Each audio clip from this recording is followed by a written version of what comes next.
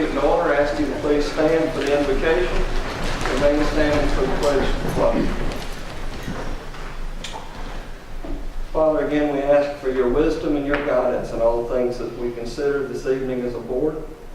We just pray that each and every item considered will be dealt with the proper consideration and the proper understanding. We pray this in Jesus' name. Amen. Amen. I pledge allegiance to the flag of the United States of America and to the republic for which it stands, one nation, under God, indivisible, with liberty and justice for all. Thank you.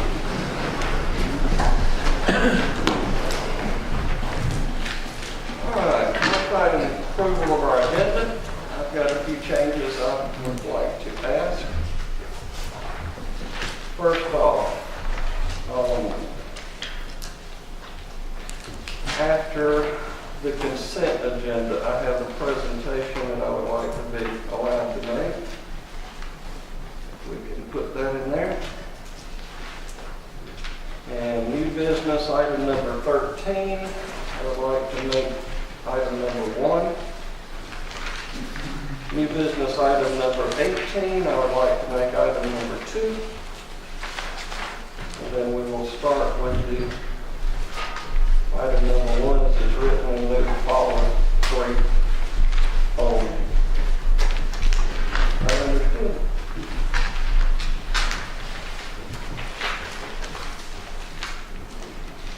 The other thing that I want to go ahead and make note of, I don't know that anybody would be here yet, but under the planning board presentations, item number 4,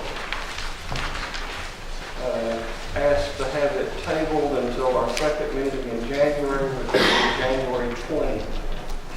So we will be removing that and tabling it to January 20th. That's item number 4 under the planning board presentation. And I'll make that announcement again at 7 o'clock in case someone comes in for that. That's all I've got. Give me 1 second. I'm missing page 4 of the agenda. On paper. Got 1, 2, 3, and 5. Yeah, I got 2 4s. You got 2 4s? Yeah. Some of them 4. I think. Share a 4 with us.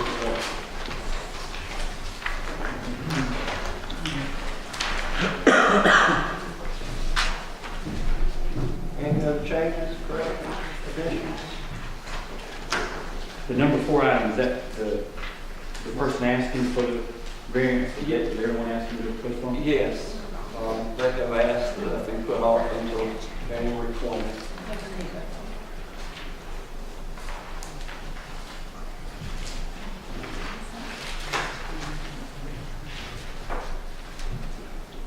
Any other questions? May I have a motion? Make a motion to approve the agenda with no changes. I have a motion. Second. And a second. All in favor? Any opposed? I'm going to abstain because one of those items was mine, you were just changing it.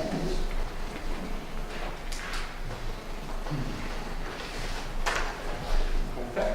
Let the record so show. Next item, consideration to approve the minutes of the November 18th, 2014 commission meeting. I have my glasses up, please.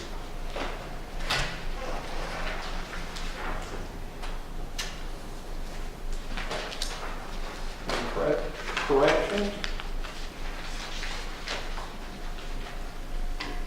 I have a motion. Make a motion to approve minutes of November 18th. Second. Motion and a second to approve the minutes of the November 18th, 2014 meeting as written.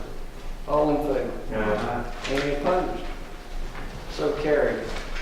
Should be noted that public comment should be limited to our agenda items only, and that the correspondence for this meeting, as all documents, are located in the clerk's office and on the Board of Commissioners website. First item of the consent agenda.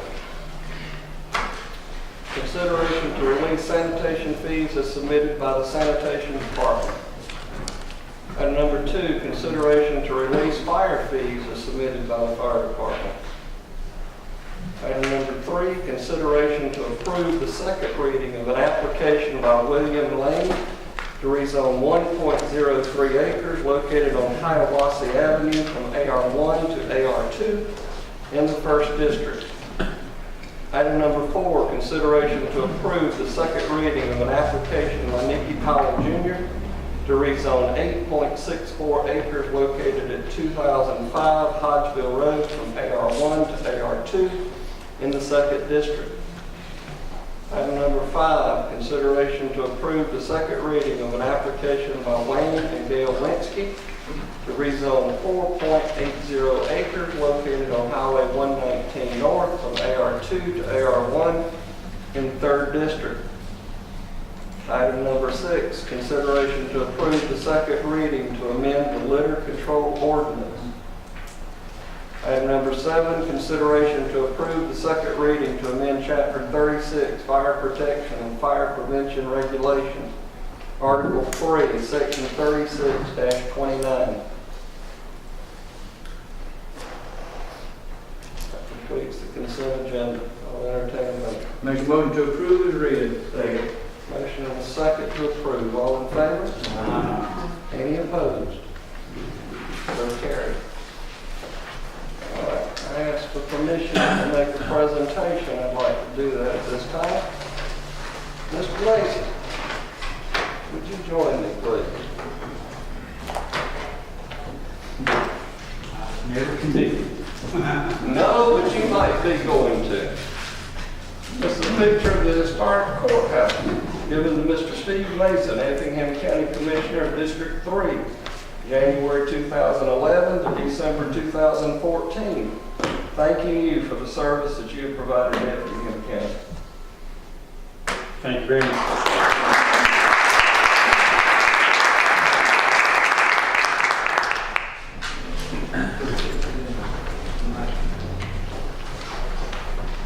All right.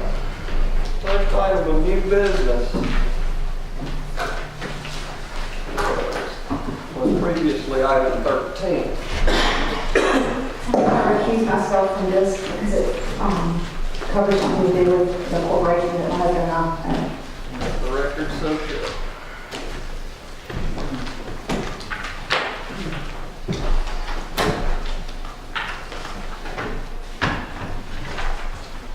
All right, Miss Joanna, Yes, sir. you were here to make a big 20-minute long presentation as to how this applies. Am I correct? I don't know about that, sir, but I am keeping in contact with what the board has requested and regarding our previous audit and going through our contracts each year with the board. The board had requested that we go through these contracts individually with each of you. And so we have 3 on the agenda tonight to go through. Most of the facts I tried to put within the staff report itself. Again, it is reviewing the contract with Effingham Plantation, which was entered into in October of 2006. I tried to give you most of the background information as far as the timing and the issues and the pertinent facts, including the last minutes that represent the direction of the board. You will see those towards the end of the background information. Staff has prepared a breakout of the impact fees and review of that project. We have done so with the different contract stipulations. We have reflected that within our financial statements, we do show deferred revenues of $49,476.86 based upon the letter that was issued by Attorney Hart. And that we have attached that background information in the events that actually have transpired in this particular case, as we have in others. Staff did not wish to make an interpretation regarding the various clauses of the contract. the county attorney himself had recused, and the advice of Jonathan Hart was provided to you in attorney-client privilege, I believe. And so we basically are seeking the board's direction regarding this issue, and asking for your venue as to what the alternatives are. The actual payment asked of this board this evening is how much? The $49,476.86 is the remaining amount of that contract. And if this board approves to make that payment, basically we are buying out the water and sewer contract that we had. We are finishing that payment, that's correct. Okay. And there would be no other payments due under that as additional cost recovery fees are collected. I know of no other invoices that have been submitted with regard to this particular contract, that's correct. Does the board have any questions? Well, you just said the key word, do. Do is the key word in all of this. I still believe that when Mr. Hart came in, it was pretty clear that this is a debt that's owed, but not due. This is much like my vehicle that I owe $20,000 on, but my payment due was $500. The total amount, there was a prepayment which credited this account, so in my interpretation, there was about $600,000 or so that's still in the balance in credit for prepayment on the contract. This $49,000 was part of that contract, so while I believe that this is a debt that's owed, like Mr. Hart said, this is not a debt that's due. But that's why I asked the question. It would be my understanding that this would be buying out the contract, much the same as we have done on some other developments. Much the same we have done on, say, the fire leases, much the same that we have done in the other instances where we have ensured that we relinquish all debt. Yes, sir. Right. But we've not paid $600,000 for any of those others. If this was a standing ad in front of us to buy out this contract at an amount of, and excuse my math, $650,000, if that was what was facing the board right now, certainly you'd be looking at it differently. You wouldn't be looking at buying out $650,000 balance. I believe in the fire contracts we have thought out that much. I believe there is at least one other that's comparable to this, which would have been the original payment with South Bend. Mr. Shear, I understand that you are the attorney for DM Jones Construction Inc. Would you like to have something to say? I believe that this matter has been a nightmare for Dennis for the past 7 or 8 years. This is reimbursement of monies that were advanced by DM Jones Construction Company. This particular item is for a generator that the county took title to, I believe, in 2010. This is money that is money that the DM Jones Construction Company advanced. It's money that basically they loaned to Effingham County, and there was no due date put on there. But 6 or 7 years is long enough. This has been a sad chapter in my client's life, and we need to put it to rest tonight. Let's move on and work for the best, in the best interest of the citizens of Effingham County. Thank you. Thank you, sir. Any commissioners have any questions of either Mr. Jones, Mr. Shear, or the staff? I'll call for a motion. I'll make a motion we approve the payment of remaining invoices. Second. I have a motion and a second to approve the payment. All in favor? Any opposed? Aye. All right, passes. Vote 3-1. Thank you, Mr. Chairman.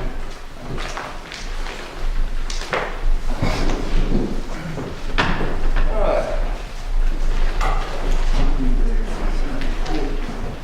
All right, next item is previously item number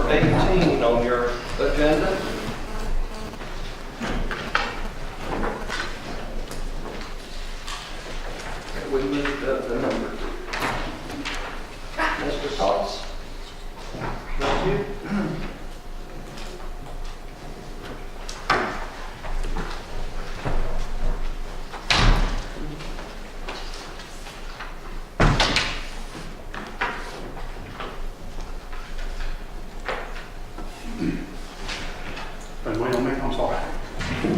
This is the professional services agreement that we have had with the Chamber for, I know, at least 1, possibly 2 years now. And the agreement is unchanged from the previous ones. The amount is unchanged from the previous agreements. It will be a 1-year term beginning on January 1st, 2015. The amount is $4,500. That is budgeted in Department 51 other agencies and services. And there is only one change that I know of. The board chooses to approve this agreement I'm sorry, it's already been made on it. Never mind. What was the change? There was an issue. We still have Ms. King on here as the president of the chamber. Mr. Henson's now the president, but it's changed on this agreement, so I apologize. It's good. Just a signature line, that's all. Okay. I thought was incorrect.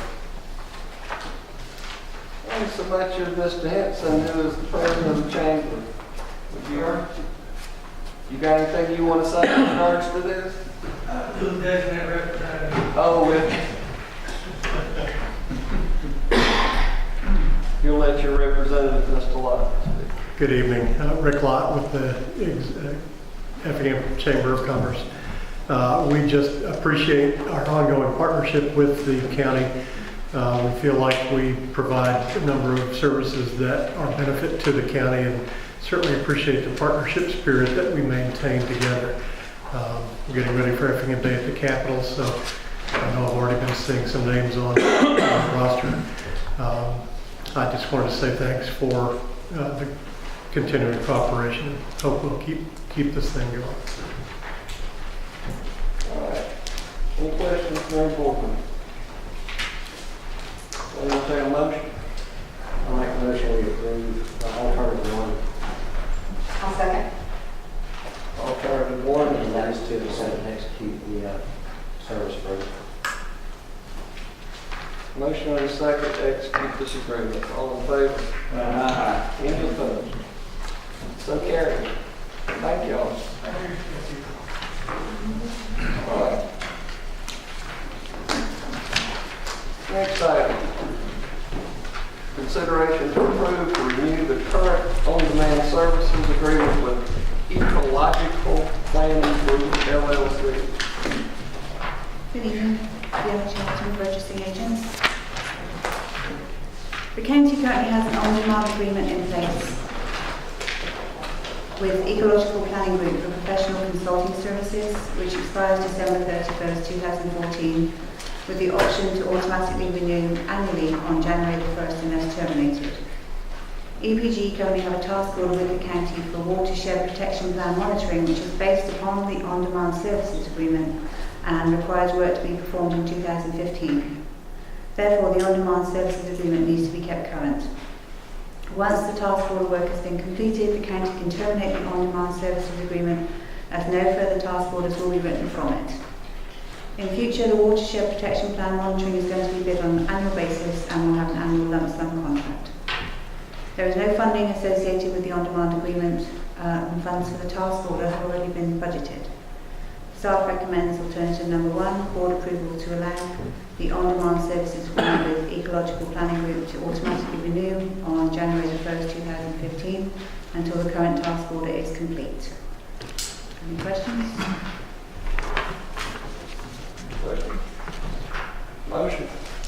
Make a motion to approve on number 1. Second. Motion in 14 seconds. All in favor? Any opposed? So carried. Thank you.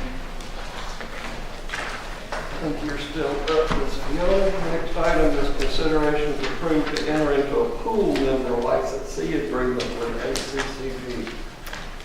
Staff request consideration to use $1,000 to enter into a pool member licensee agreement with ACCG, the Association of County Commissioners of Georgia, that will allow staff real-time access online to workers' compensation and liability claims.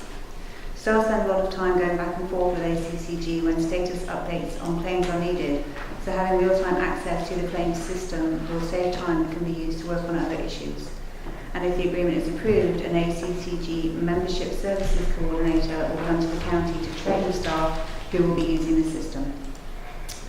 The staff report actually requests the licensee agreement one-time fee of $1,000 be taken from the 2014 Workers' Compensation Audit Reimbursement of $18,067. But those funds have already been absorbed into 2014's fiscal budget. Therefore, if approved, the fee will be expensed in Department 15's current budget where there are available funds. The licensee agreement has been reviewed and approved by the county attorney. Staff recommends alternative number 1, with changes to show that as the 2014 Workers' Compensation Audit Reimbursement of $18,067 has already been absorbed into the 2014's fiscal budget, the $1,000 fee will be expensed in Department 15's current budget where there are available funds. So they give us $18,000, but we give them $1,000 back to keep the software updated. We've never used this before. We now, when we have to talk to them about claims, we have to make phone calls back and forth. This will be a one-time fee, and after that we'll have access. It looked to me like what you were saying was you could do this research on your own and save all that back and forth telephone calls, and it should save you more money and staff time than the $1,000 cost. All right. Any questions? Motion? Make a motion that we approve the $1,000 alternative 1. Motion and a second to approve. All in favor? Any opposed? So carried. Next item, consideration to approve a property use agreement with the City of Guyton for the use of its gym facility. The County Recreation Department uses the City of Guyton's gym facilities for youth basketball almost daily during the months of December, January and February. In consideration for this, the county pays the gym electric bill for the months used. The cost per month has historically ranged between $150 to $600. The total paid to date for 2013-14 is $752.45. The new agreement has been reviewed and approved by the county attorney and will run from December 1st, 2014 to March 1st, 2015, and funding has been approved in the current budget. Staff recommends alternative 1, approval to renew the property use agreement with the City of Guyton for payment for payment of the gym electric bill in consideration for use of the gym facilities. Any questions? Motion? Make a motion to approve order number 1. Second. Motion and a second to approve. All in favor? Any opposed? So carried. Thank you. Thank you. All right. Next item, consideration to accept a warranty deed for a lift station within the Park West subdivision. This is actually, the lift station was constructed as part of phase 2 and all the shufflings of property around as this thing is transferred. This is one we're finally trying to get hold of. We've actually gotten the one that was constructed in phase 1, I guess earlier in Caribbean Village. There was another one that we got in the last 6 months or so. This is the last one left in that subdivision, and we would like to take ownership of it. The DO holder has worked through a punch list on this and has resolved that to the satisfaction of the county. It is our custom. We are currently operating. We're just looking to transfer it to our ownership at this point. Any questions? Motion? I'll make a motion that we approve and accept the warranty deed alternative 1. Second. Motion and a second to accept the warranty deed. All in favor? Any opposed? So carried. Next item, consideration to approve to accept roads and sewer infrastructure in Caribbean Village and terminate the water service agreement with Caribbean Village LLC. Mr. Chairman, the next 4 items All go together. all go together. So with your permission, I'm pretty much going to jump into this and try to explain what we're asking here all in one big conversation. And see if we can't handle these, and also we'll vote on them separately. So basically, we're going 5 through 8. Or, few numbers now. 7 through 10, I believe, if I did my number correctly. Caribbean Village was constructed, I believe, in around 2003, the original phases of it. In 2006, the existing sewer system that was in there was connected to the counties, following where best that I can tell in the research, a series of agreements that went back and forth for the connection, the fees for that, and how it all worked out. Ultimately, there was no agreement entered into between the then developer and county. And ever since, there's been an issue surrounding the payment of fees. The original water agreement within Caribbean Village contemplated the county billing the customers on their water bill and then remitting that minus $1 back to the developer for the maintenance of the sewage system that was within that development. The water system was constructed in part by the county, in part by the developer, and always intended to be the county's ownership. Subsequently, the balance of the property was sold to multiple different people over time, and is now resting in D.R. Horton's ownership, which brings us to some of these other items behind this. In an effort to try to do several things, one, to clean up the water and sewer agreements that are out there. It's really where a lot of it started. To clean that up, to clean up the ownership issues of the roads, which this board's been working on for quite some time, and to facilitate phase 3 coming on. We were trying to do a couple of things. As you all know, the subdivision ordinance has changed in 2009 to where now anytime we record a plat, we accept ownership of the infrastructure at that time. It created a situation because we didn't own the roads in Caribbean Village and phase 2 where there would be a gap between what D.R. Horton was trying to dedicate and a county, or in this case state route. So in an effort to try to resolve that, what we ultimately came up with was a discussion with the developer of Caribbean Village, who is still the title holder to the streets. We ultimately came to a conclusion on the amount of money that we believe was collected, and it matched very closely his expenses over that time period and what probably should have been remitted back to him under the agreement. We agreed to terminate that water and sewer agreement, and that he would give us the streets and the sewer system in lieu of a payment.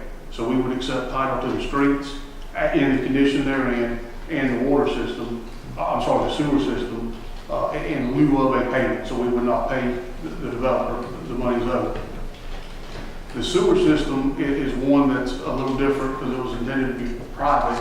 It has septic systems on the lots, drains through small diameter piping, goes to a pump, ultimately back to our system, which creates somewhat of a maintenance issue on the homeowner because they have to maintain the tanks. They're on private property, the county would not. Part of our agreement was that the developer write a letter, or have his attorney write a letter to every homeowner in Caribbean Village telling them that we would not maintain the tanks, we would only maintain the lines.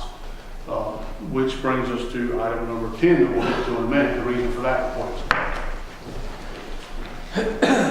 We then went and had a discussion with D.R. Horton over this issue, and ultimately an agreement was reached with them for them to contribute cash towards the improvements that needed to be done to the roadway, Caribbean Village Drive leading to their property. They've gotten all their plats, bonds in. There's a small punch list item left on their streets that we were looking at today that is, again, different than what we normally would bring to the office. Our subdivision regulation now says everything's done and in place. We thought we would have those done. We have not. And a lot of the impetus for the timeliness of this is there's some things going on with the developers in Caribbean Village that we believe we need to act fairly quickly. We may not have the ability to enter into that agreement anymore. D.R. Horton's in a position, I believe they have 14 homes they're ready to bring in tomorrow to get started on. We were trying to move this thing forward, and with only one meeting in December, we put it on the agenda. And through this process, we learned, and this was my mistake, I just assumed that the old Horton had acquired all of the streets that were left outside Caribbean Village, and they have not. Through a title work on that, they are still owned by Park West Effingham LLP. So that may prove a little problematic in getting those streets over into our ownership. BB&T, when they foreclosed on the property, less than accepted those streets, and the language was basically less than accept roads previously dedicated to Effingham County. So I believe the attorney that did the foreclosure assumed that the streets were already owned by Effingham County, therefore he didn't foreclose on it. And it's left a bit of an issue to where they're still in someone else's, Park West Effingham LLP's ownership. Ultimately, we do have condemnation authority, and we have the ability to get through streets, and that's certainly not the path we want to take. It's not the way we want to do this, but if we have no other alternative, the county does have the ability to get those streets. Therefore, I have requested that y'all consider these two requests and allow staff to continue working on a method of obtaining those roads. We have went back as late as today and verified that the ad ran in paper less than accepting the road, so it doesn't look like we can take the easiest method that was listed of simply filing a corrected foreclosure deed. That's not going to be an option at this point. So it's either going to be getting Park West Effingham LLP to sign off on, or some sort of, and BB&T, or foreclosure issue at this point. So basically, I mean, all of these are kind of tied together, that we need all of this infrastructure. And what we're trying to do, we will be eliminating the water agreement. There was no sewer in phase one Caribbean Village. Getting rid of any ambiguity that we have as to ownership of the infrastructure in all phases, quite frankly, because, you know, y'all will be dedicating theirs, we own everything in Caribbean Village, and as well as correcting a road that's plagued citizens and the Raymond has developed for some time, and the county gets in a position where we actually get a little cash towards doing it. So what we would propose is in our resurfacing list that we will do next year, we just include this as one of those projects and do it at that time. Let me ask you this way, just try to sum it up as quickly as possible. For item 5, we're being asked to accept the roads, and what's being done there will terminate the old water and sewer agreement, and it appears pretty close to that there's some money owed on both respects, and that would make a wash, more or less. The money that's owed would not make a wash in and of itself. The money plus what the Horton's putting in should make a wash. And then also the water income will all come to us, and we won't still be having to make future payments. That if we don't do this, we'll still have to make future payments. Correct. Staff's concern there was just what you said. If we don't do this in perpetuity, we need to be collecting sewer fees, remitting them back to the developer as per that agreement, and any issues that happen as far as maintenance complaints, people naturally call the county because that's what's on their bill. Right, and it appears to be in the county's best interest to get that agreement terminated. Okay, and then number 6 is, the thing that I was concerned about number 6 is where in the recommendation to us about accepting it, if we went with alternative number 1, it was more or less leaving it open about which way we would then get ownership of the road, and it didn't specify, it said one could cost very little, one could cost a lot, and that concerned me, but in talking it through, I said, well, if we did have to use condemnation, what would that cost us? And you said roughly, $2,000, and in the scheme of things, that, in my opinion, that is not a lot as far as we need to have ownership of the roads, and they were built with the intent that we would take the roads, so it's not like a condemnation of someone's land, that has not anticipated that they were supposed to turn it over to us. They were built with the understanding and intention, when you file a plat, that it's going to be turned over to the county. They built it to our specifications for that purpose, so it shouldn't be considered really hostile unless, So I don't personally have a problem with doing that either, and actually specifying that we do that, and that we specify use condemnation if we have to. I'm just saying what I think, so you guys can then chime in and say if you disagree. So we're jumping items here. I know this the general overview, but we need to stick to one item at a time. They relate to each other. I know they're related, but we can talk about it generally. But you're going down item number 5, item number 6. That's what he did, and I'm generally, but the issue number 5, the item that we're on right now. If all these was put on one thing, then yes, we can vote on them all as one. Are you trying to say that we need to combine all these items? No, we're not going to do both. You actually said those separately. So item number 5, if the roads were built to county standards, like you said they were, why are they failing? Water.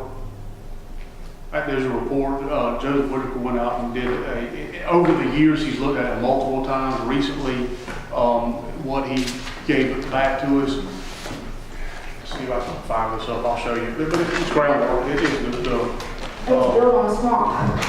the short answer. He's got borings here where he bored beside the road. You can see the water is 3 inches deep. And when this comes up, I'll show you the pictures of it. But it's water, groundwater.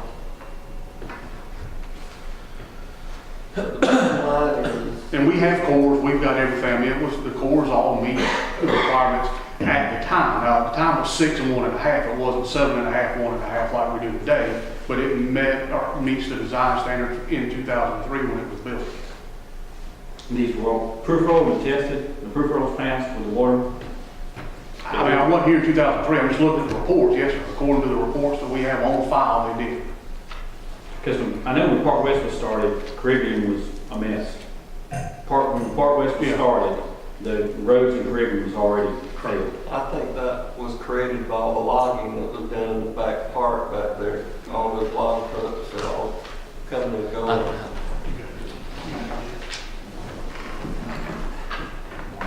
Yeah, and I believe there was some timbering that went on in the back, which I assume what is now Park West, that came out through those roads that I believe contributed to the failures. I just don't know that you're going to fix those roads in there for that money.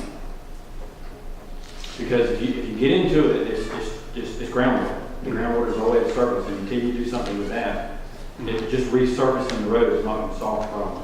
Well, and again, this is done based on the recommendations of a geotechnical engineer, and his recommendation was to increase the structural number to a 3.25.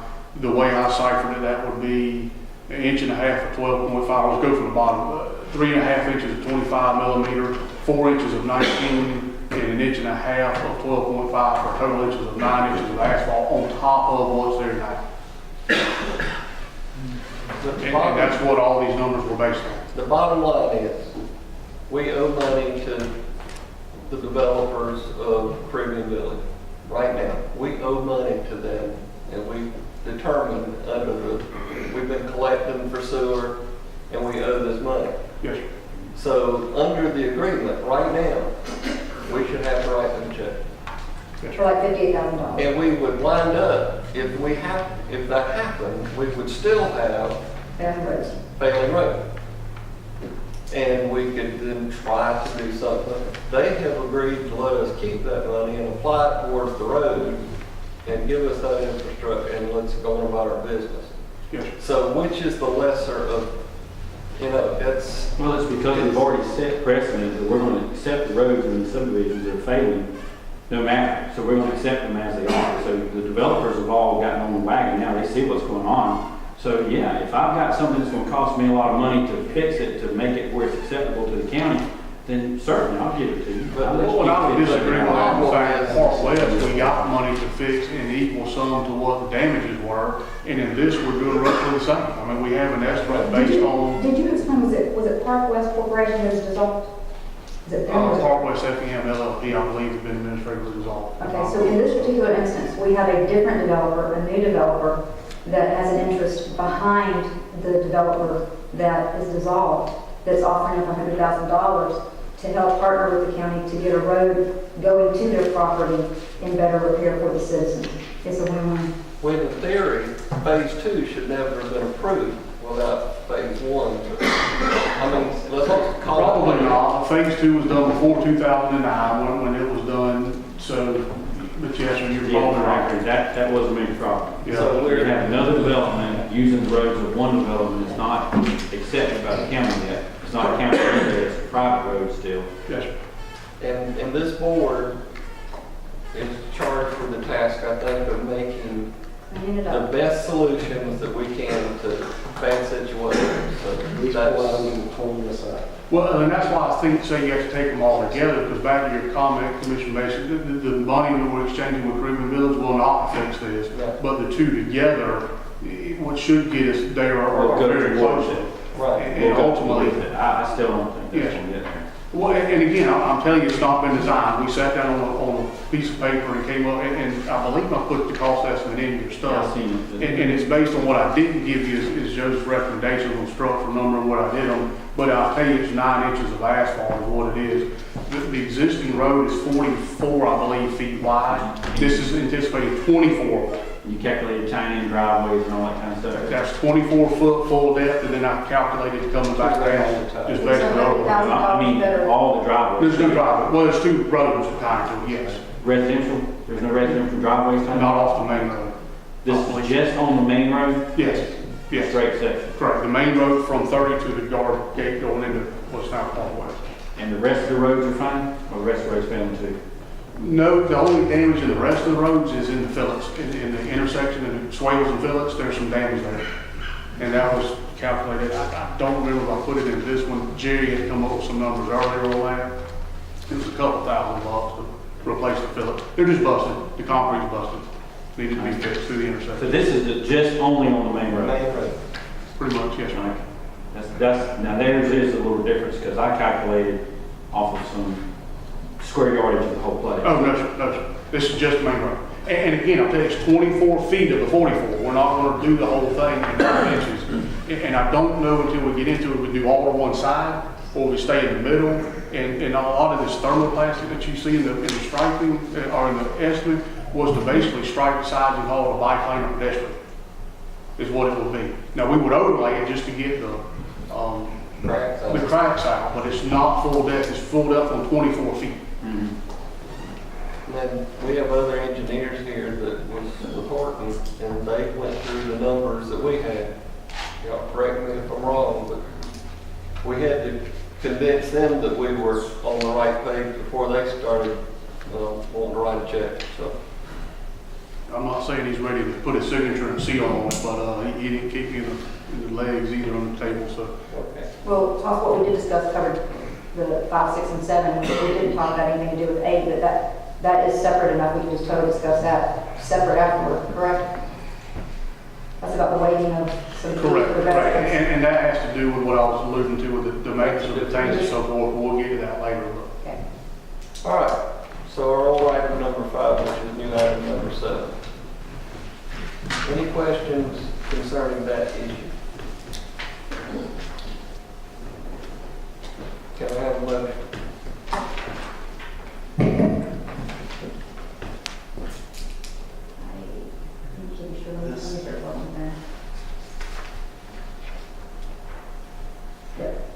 I'll make a motion that we accept the roads and sewer infrastructure for Caribbean Village and terminate the water service agreement with Caribbean Village.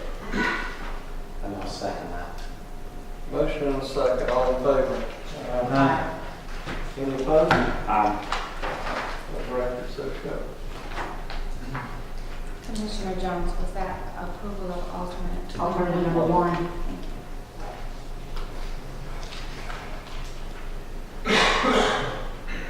All right, next item, consideration to accept infrastructure in Park West Phase 2, Block A, and Phase 2, Block B. Elizabeth, I want to ask one question. Do you agree with, if we were to make a motion of doing this and using, and attempting to have the deed given to us by Park West, but if they will not work with us, then we use condemnation, is that acceptable? I think that's acceptable. Okay. And And I don't know how much it will cost, but is it roughly in that area? I mean, it's not going to be $20,000 or something like that? I have no idea. But like Todd says, these are roads. We're not going and taking somebody's property like, Right. you know, we're trying to cut into somebody's land. I would hope that they would be amenable to just, These are ways that the taxpayers paid for when they bought those lots. right. But if it was to come down to condemnation, it shouldn't be, you know, a full-on fight. Yeah, it should be simple. Okay. and certainly we would approach the current title holders and see if they would sign it over first. First, okay.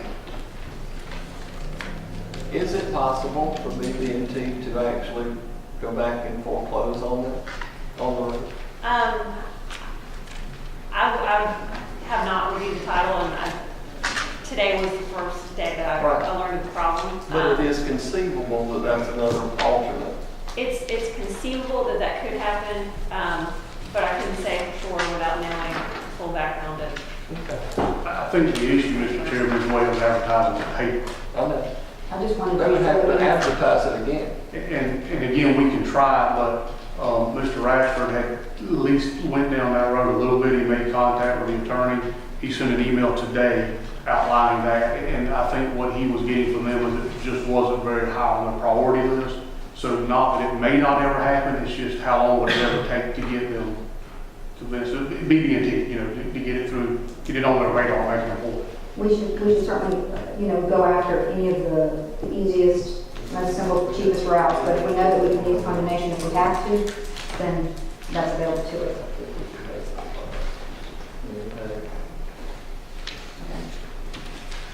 But one way or the other, it's I think it's a statement, and the board correct me if I'm wrong, it's the intent of this board to try and get possession of those roads. Or the citizens not looking In to the condemnation process, will we have to pay fair mark some value? Not just the cost of doing it, but, You know what their tax that would assessed be- value is? well, Yeah, $500. Not much. 500. Probably. Might be 2,000. Okay. All right, so on this item, can I have a motion? I'll make a motion that we approve staff recommendation alternative number 1. second. Motion and a second. Approve alternate number 1. All in favor? Any opposed? So carried. Next item, consideration to approve a final plat for Park West subdivision, Phase 3A, and an agreement for road repair that we've already discussed. Yeah, I don't know if I properly elaborate on that. There's an agreement that for the money that I was discussing to come across and what that is.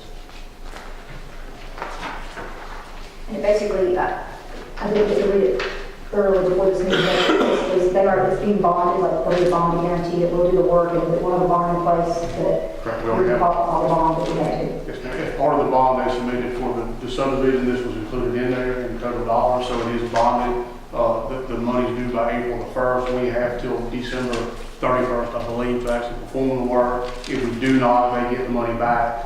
It has to be used on that road. We haven't told it. Ma'am, We haven't told when to do what? December? in December, to actually make the repairs. Of next year. Of 15, I'm sorry. It is December. The repairs to the first part, so Okay. pretty new, That's scary, I'll have to do in the next 3 weeks. No, ma'am, 15, sorry. which I think is fair. That's, they're helping pay for they need to, that's to the benefit of their development. It's raising it for sure. Any questions? Comments? Motion? Make a motion to approve alternative number 1, which includes approving the final plat, accepting the infrastructure, and entering into an agreement with the artwork with the road repair. I'll second. Motion and a second. All in favor? Any opposed? So carried. All right. Next item, consideration to approve to waive the base rate on sewer charges for Caribbean Village. This is a new twist. Well, it's part of the same old twist. The sewer system in Caribbean Village that you just voted to accept ownership of, again, has a septic system and a septic tank installed on every lot that collects the solids from the sewage. The liquids basically go down a small diameter pipe and are pumped back around. So it does two things really. It reduces what goes in our treatment plant. We're not taking really any solids. We're just taking, the liquids.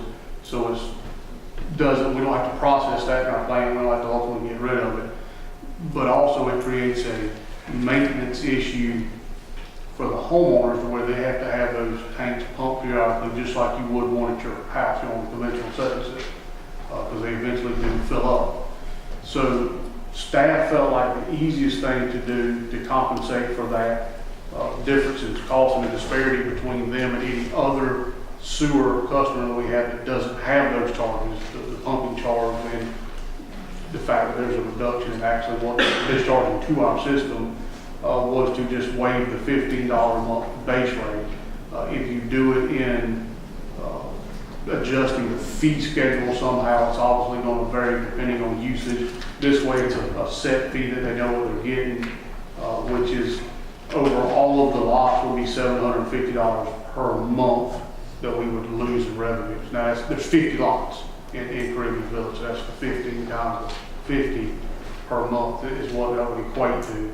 And I believe, I don't know if I calculated it here, 15 times 12 would give them, enough money to be able to do the maintenance that they need on the system. Am I understanding correctly that basically they have an additional cost, those residents or citizens have an additional cost that anyone else on our water and sewer system don't have? So we're looking for a way to make that even or fair for them. This would be the recommendation of that. That is accurate. They have to pump their tanks periodically as they fill up, and it could be waiving 10 of the $15, or any derivation y'all want. It just seemed like the base fee is probably the easiest, cleanest way of doing it. We don't You're have talking about a discount of the amount to pump a septic tank each year. When, in fact, I had to pump mine twice since '93.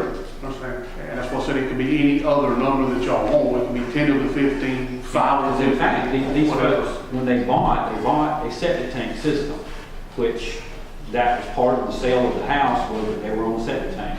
Where the effluent went was to a community drain field. Now it's going into the county system. Correct. So now we're looking at giving them a huge discount to everybody else that are customers. Their initial agreement when they bought and the agreement with the developer was that the developer maintained those septic systems. Exactly, but still, the person We who were bought, taking the money and returning it back to him for that maintenance. the developer maintained the septic tank or the drain field. Septic tank, they don't have a drain field. They have Just a a community drain field, basically. They did, yes. Right. They did, yes. So the developer made the agreement with them that they were going to maintain the septic tank on their property. They That is were my going to pump the understanding, tank. yes, sir.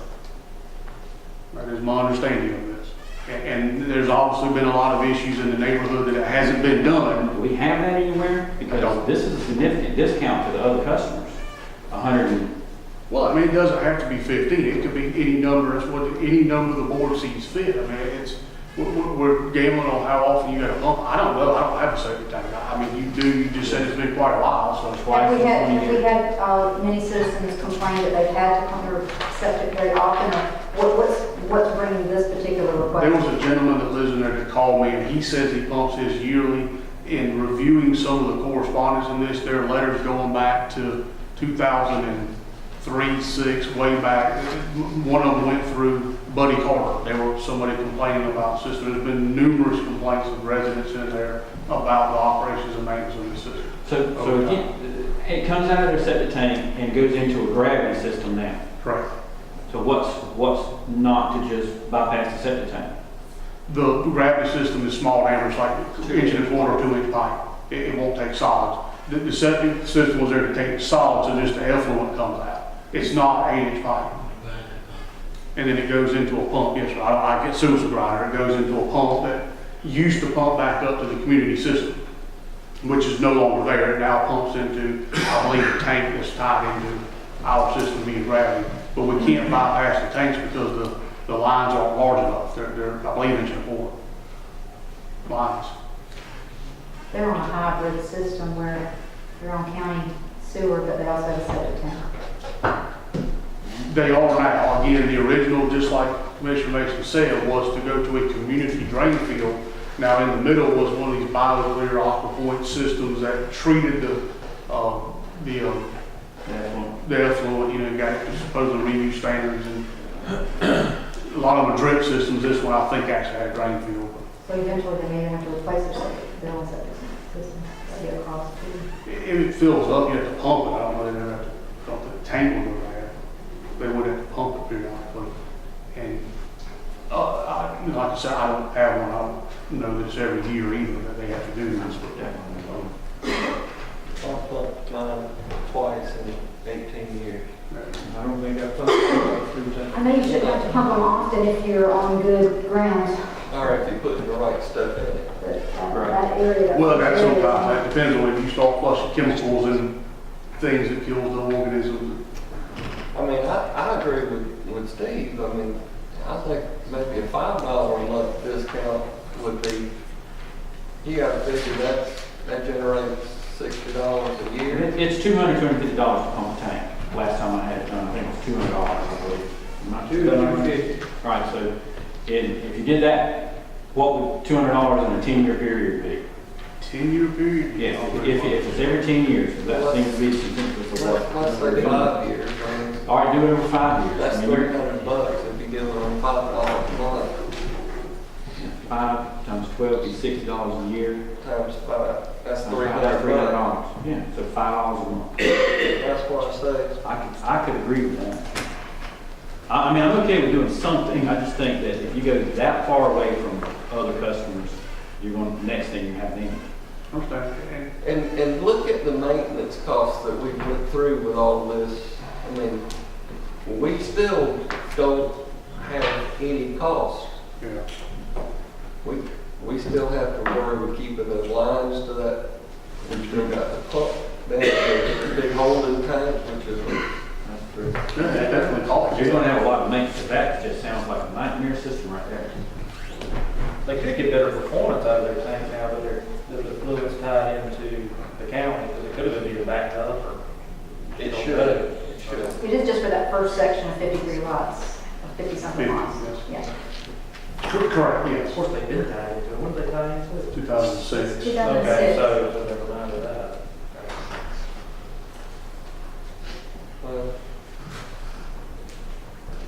So some number, if any, is before this board for consideration. I would think a $5 reduction would be But adequate.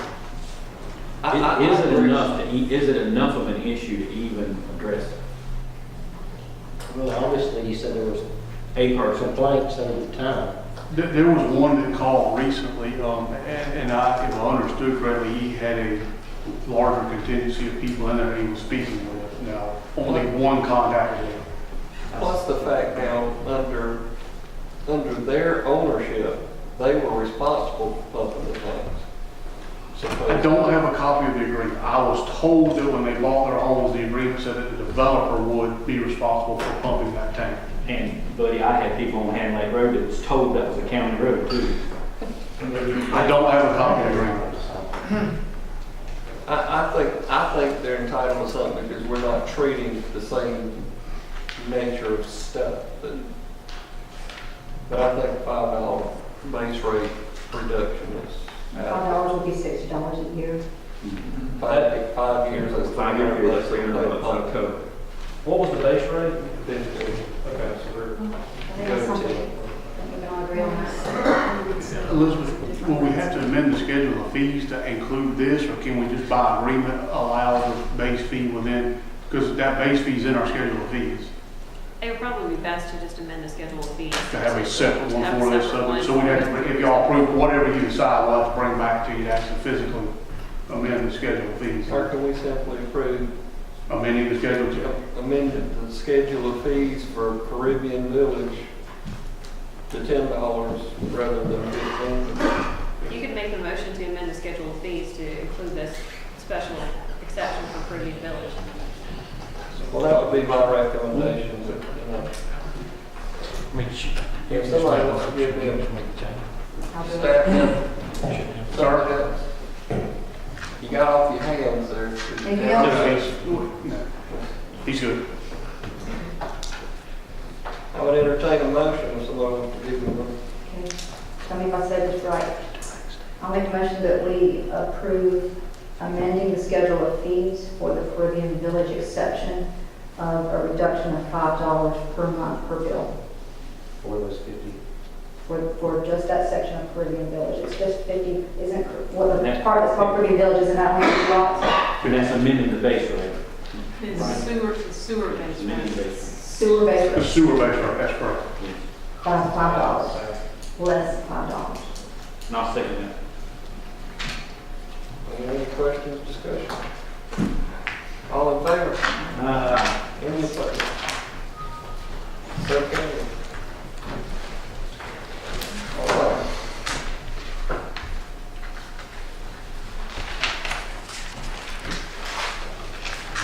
could stop and point, take a 10-minute break. 10 minutes, be back, I tell you, be back next. All right, Mr. Mason is wanting to point out. Since I didn't catch this earlier, there's some folks here relative to item number 4 that we tabled to the second meeting in January. Item number 5 is also relative to that same thing. So what I'd like to do is just go ahead and plan on tabling that. There's really no need to take action on one without the other. Table that to the same meeting. But we will have to table them near the planning board, right? That's right. Correct. That wasn't the intention, but we did. Yeah. But during planning board, we will table those. So the folks that are here for that, we'll take care of that when we get to planning board. So, you're welcome to stay.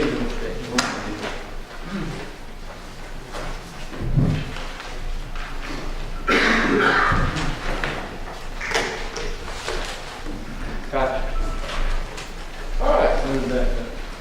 Next item. Consideration to approve to accept a bid and issue a contract for MS4 mapping and inventory. Effingham County has become a phase 2 community as a result of the 2010 census and is required or was required to create a stormwater management program in accordance with our NPDES permit. Part of the requirement that county map and inventory all stormwater infrastructure inside our urbanized area, which is a small area in the southern region of Effingham County. Updates on our mapping and inventory are due to Georgia EPD each February. The county bid the mapping and complete mapping of the complete stream network inside the MS4 area and drainage system inventory, condition assessments, collection of attributes and digital imagery for each structure. Bids were posted online, the Georgia Procurement Registry, Georgia Local Government Access website, Savannah Morning News and the Herald, and sent directly to 12 known vendors. 6 responses were received, the lowest of which came from the Ecological Planning Group in the amount of $4,870. While not budgeted, there is funding available from the roads revenues line item to cover this expense, and the county can maintain and update the geodatabase once created. Staff recommends acceptance of the bid and approval of the contract with Ecological Planning Group for these services. This is a one-time. Did the high bidder get the land from, everybody look at the same thing on this one. From 5,000 to 220,000. So they had to come all the way from. Florida? That's a good drive. I think there was some confusion that, yes, they all had the same information as to what the urbanized area, all of it was depicted clearly on an exhibit. I think some of them may have thought it was the entire county or some other portions thereof, because we actually had questions and responses, so they had the opportunity to ask that, and some of them were depictions. We sent them out. Clearly, there's a major range here. But if you look at the 3 from Savannah, you know, there's from 8,000 to 5,000 basically. It's a lot tighter to people that understood what they were looking at, I think. Right. The 220 though, that's just.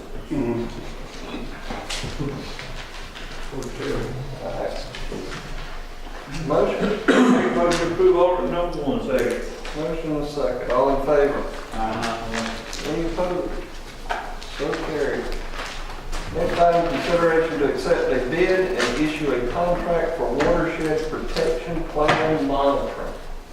The county's operation of a wastewater treatment plant requires a special EPD permit, and as a condition of that permit, it requires the county to perform certain watershed plan monitoring to be completed 4 times annually and reported to EPD in June of the following calendar year. Bids were publicly advertised and sent to 12 known vendors. Ecological Planning Group returned the lowest responsive bid at $11,595 and has been providing these services for the past several years. There are 4 required to test annually. Every other year there's a 5th, several of which require testing by EPD certified laboratories. The work that was bid will cover all sampling, testing, and reporting for the calendar year 2015, as well as the report that would be due before June 2016.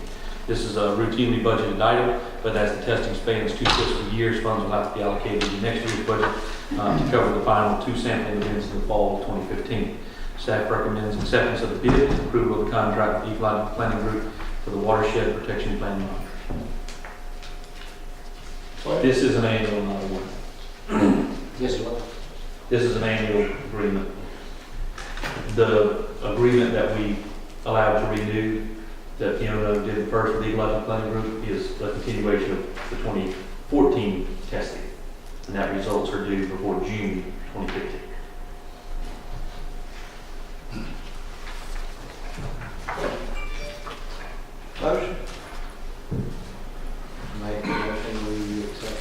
1 and accept the bid for PG. Second. Motion and a second to approve. All in favor? Any opposed? So carried. Next item, consideration to accept a bid and issue a contract for design build services for a water line extension.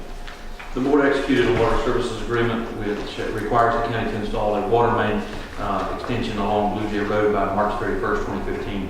After discussion with the board, the county let the project as a design build so that the contracting and engineering can be completed in the most efficient and effective manner way possible. Bids were publicly advertised on all of our normal locations and sent to 35 known vendors. 7 responses were received. The lowest responsible bidder was Griffin Contracting at $174,450. Griffin has provided a bonding letter and has met the requirements for the request for quotation. EMC is their engineering partner. This is not a budgeted project, and a budget amendment will be brought to the board if approved in January to transfer funds from the special tax district to the water and sewer operating account. Staff recommends acceptance of the bid and approval of the contract with Griffin Contracting for the design build of the water line extension.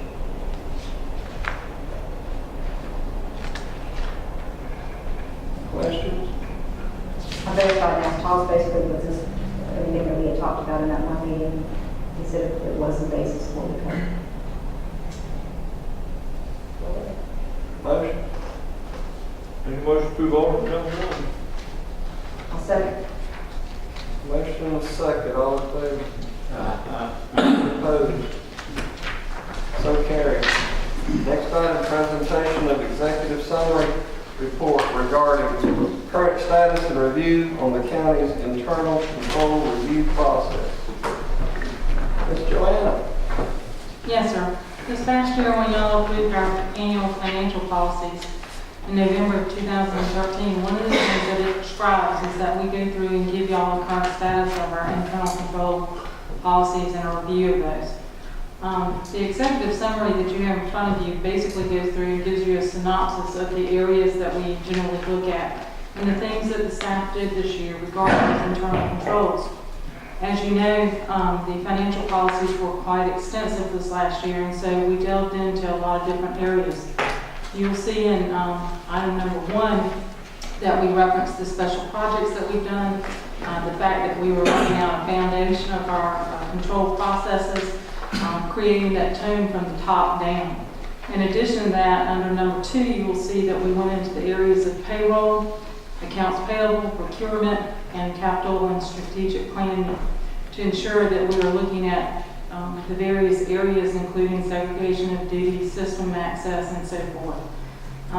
One of the things I would like to say is that, of course, part of that is also within the audit itself, in which we did the corrective action plan on 3 findings that were within our audit.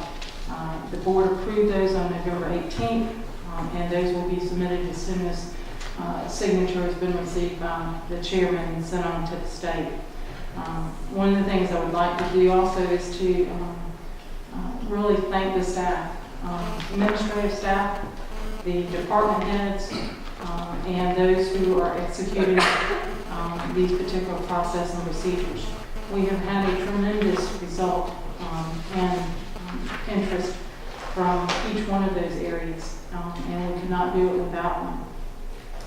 With our limited resources, we of course focused on areas that we thought were the greatest risk and worked to make those areas better under the new financial policies.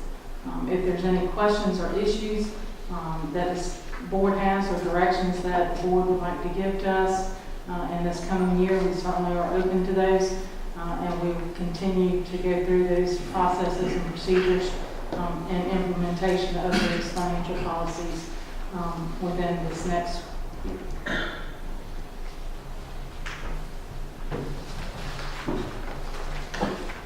I think we're on track. Anybody disagree? Much improvement. Well, I'd like the board to give me a motion to accept the report. I'll make a motion to accept the report. Motion and a second. All in favor? Any opposed? So carried.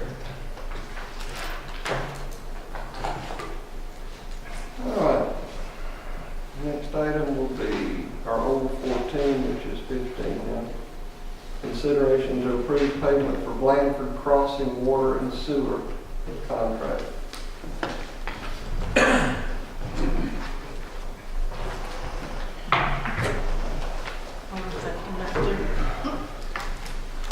This is a continuation of some of the other items that we have addressed earlier tonight and earlier in the year by bringing these contracts before the board.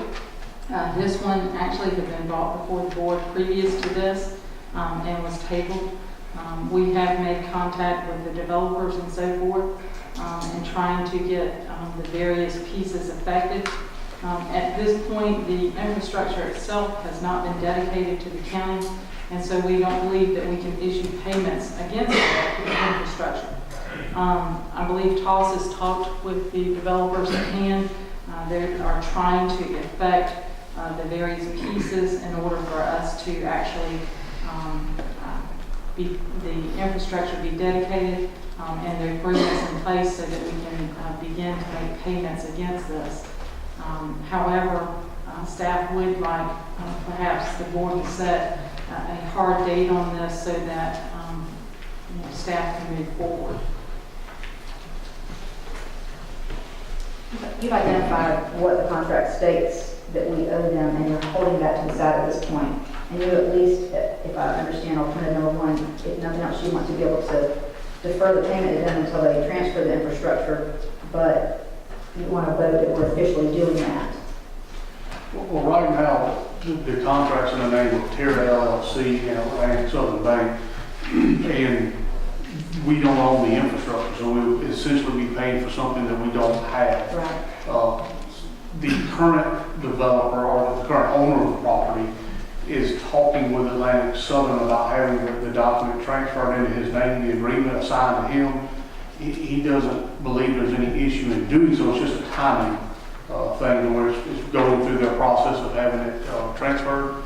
And he and I have discussed that what we'd like to do is contemporaneously have the board approve the assignment to the agreement and dedication of the infrastructure to the county. There was, and I believe still is, a punch list on that infrastructure. He's recognized that and is perfectly willing to make the changes to get it into the state that we need it to so that it can be transferred. The only reason for the hard deadline, I think, is just so that this been going on for a year. We first sent this to him a year ago, asking for the transfer so that it happens. I spoke to him as late as last Thursday regarding this, and what he keeps saying is he wants it done this year, which obviously will happen because of the board's meeting, but he wants the transfer of the bank to happen by the end of December. But I'm assuming that you're recommending, and the recommendation gives an explanation, but it doesn't say alternative one, but it appears that you would want us to recommend alternative number one, defer the payment, but continue the staff reporting the potential liability on the financial statement and hold the funds until the agreements can be transferred to infrastructure dedicated to Effingham County. That's correct. That's not basically the only option that we have right now. Because of the impact fee ordinance, it does prescribe that we actually have ownership and that it's dedicated to us before we initiate these payments. It just didn't say recommend one, so I'm going to verify. Yes, ma'am. I think it was supposed to, that's oversight. Okay. I may have And done do you that. want, are you asking for a hard deadline on our motion? And if so, what do you recommend? I'm simply suggesting that the board may want to consider that as just a catalyst to get this thing moving forward. I would think somewhere probably the last meeting in February, something may be realistic, because we do have to, once we receive it, punch list and so forth. Now, I don't know where he stands, I'll be honest with you, I didn't think about that aspect when I said that. I think that the transfer of the document, the assignment of the agreement is fairly easy, but I don't know what's still outstanding on the infrastructure, because we haven't been out and inspected it in some time. I think there was a fence around the lift station, maybe some rock, there were some pieces that need to happen, but Perhaps 90 days yeah, after the first of the year. just some date that we have to No get. matter what date we put on it, the only motivating factor for them will be that they can receive the payment. So you would think that they already are motivated for such, you would think. But alternative number one actually is protecting us, because we're saying we're going to record things properly, and we're going to wait till they take care of what they have to take care of if they want it done. That's correct. And the other piece is to let this board know where it stands right now. Part of our direction was to go through these and to give y'all status reports as to where they currently are. We are currently recording those fees as deferred revenue, showing that liability in our financial statements. So I think we're okay there. The difference is that as many of these things have just drug out, and it was this board's wishes to try and get to fruition with these. Okay, so are you saying you're comfortable if we go with alternative number 1 and say, did you say 90 days at this point, so the last meeting in March? I don't have a problem with number 1 as long as we can determine who we're supposed to be paying. Because right now, I think we would be paying Atlantic Southern or Service Bank. Correct. And Because that's who LLC. the agreement has been assigned to. Correct. Until we get something from Service assigning it to the developer, I know what you're talking about. You need it as an accounting to be showing this is an outstanding debt on our That's books. correct. I understand that. But before we issue a payment to anybody, I want to be sure that this bank's not still thinking that's an asset of theirs, that they're looking for money for. And that's one of the reasons to bring it back before this board is to let you understand that this still has not taken place. And that's what I was very kind of alternative 1 protects us in that because it says defer payment, continue recording until it's transferred. So I can even state it a little stronger until we have legal clarification of who the proper ownership is. Well, and let me go back and clarify what I said. Over a year ago, this board approved, in theory, the transfer of that agreement. And that's exactly what it is we've asked the current owner to have the agreement transfer signed. It has 2 signature lines on it, Atlantic Southern and Terry LLC. So when it comes back before y'all, it will have the consent of both of those entities. And that's what we're saying by defer until such time that it's transferred. In order for him to transfer or sign that agreement, will take both of the signatures. Our Service Bank is receiver of it. I mean, they got that through FDIC, didn't they? Correct. You know, receivership through FDIC on or about, it's in this somewhere. I mean, I think we would be valid with that. I'll ask for a legal opinion, but, I mean, if that was an asset of Atlantic Southern and they're not there anymore, and Service assumed all of that. I believe Service assumed Atlantic Southern's assets, but the problem is Terry LLC, I think, is now administratively dissolved, and they're still just kind of hanging out there as a loose end. So they'll still need to assign their interest over to Service Bank. Okay. And that's on the assignment, that there's 2 signature lines. I mean, we know who that is. So. Well, in my opinion, the developer knew this agreement was out there because I know very well that they came to us as soon as they got the property. So they knew it was there. They should have done their due diligence and got this thing transferred when they bought that property. And I'm not trying to hold the money, but I think we need to show it on our records for the financial side of it. But we don't need to be writing any checks until this can be resolved. And that's basically what the alternative 1 is prescribing, is that we issue no payments whatsoever until these matters can be. And that's why I said I'm good with 1 as long as we're clear that.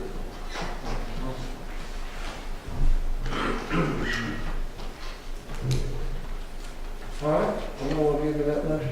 Make a motion that we approve alternative number 1, defer the payment, but continue with staff recording the potential liability on financial statement and hold the funds until the agreement can be transferred and infrastructure dedicated to Effingham County. We further request that the transfer agreement paperwork is presented to us by the end of March, last meeting in March of 2015. Second. Motion and second, all in favor? Any opposed? So carried. Next item, consideration to approve a request to transfer the education fund into the general fund and close the education fund account. This is one of those items that, with having a little bit of time this year, we tried to go back and ascertain exactly what the education fund was set up for. It has had funds in it since back in 1999. It appears to me that from the descriptions, and I could not go back and find the actual transactions, but from the descriptions within the general ledger and the journal entries, it appears to me that the nomenclature on them had to do with the tax commissioner's office. We've checked with the clerk, and the clerk can find nothing as far as the actual setup or what the premise of this particular fund was. It was one of the things I discussed with the auditors this year, requesting that we go ahead and close this account and roll those funds into the general fund. There has been nothing dispersed, only interest received into that account since back in, I believe, 2004. And so for us, it's simply a housekeeping issue of rolling those funds into the general fund where they can be used currently. Nobody's called us over the years when I No, ordered sir. and all this stuff? It's one of those things that was out there and nobody could find any paperwork for it. And I went back this year, it was one of my, you know how you have 10 or 15 things you really want to get done in a year and it's out there on the list. It's one of those things that I went back this year and actually tried to go back and find these records to try and discern what it was. Our current auditor has no problem with us closing this and rolling it into the general fund. We need to have a bunch of these accounts. So- Who was the original signatures on the account? To be honest with you, it's back in 1999 and we did not keep that kind of stuff. Those sort of things weren't kept at that point. People didn't have signatures then, huh? Well, not signatures, but copies of that So information. the bank couldn't, The bank only goes back 7 years. As long as checks haven't been being written from it, then it's just been money sitting there. No, it's just been accruing interest. Maybe that's where it was put. all right, motion. Make a motion to approve audit number 1. Second. Motion and a second to approve alternate number 1. Close the account and move it to the general fund. All in favor? Close the account and fund. Any opposed? So carried. Next item, consideration to approve the budget calendar for fiscal year 2000, when ending June 30th, 2015. The current schedule that you have in front of you steps up this next year's budget schedule. And I just realized something. Did you? Each one of these should be 2015. I think I gave you the wrong edited copy because I remember going back and changing this. So I'm sorry, Stephanie. Each one of these should read We're behind. 1/28/2015. I just saw that when I turned the page.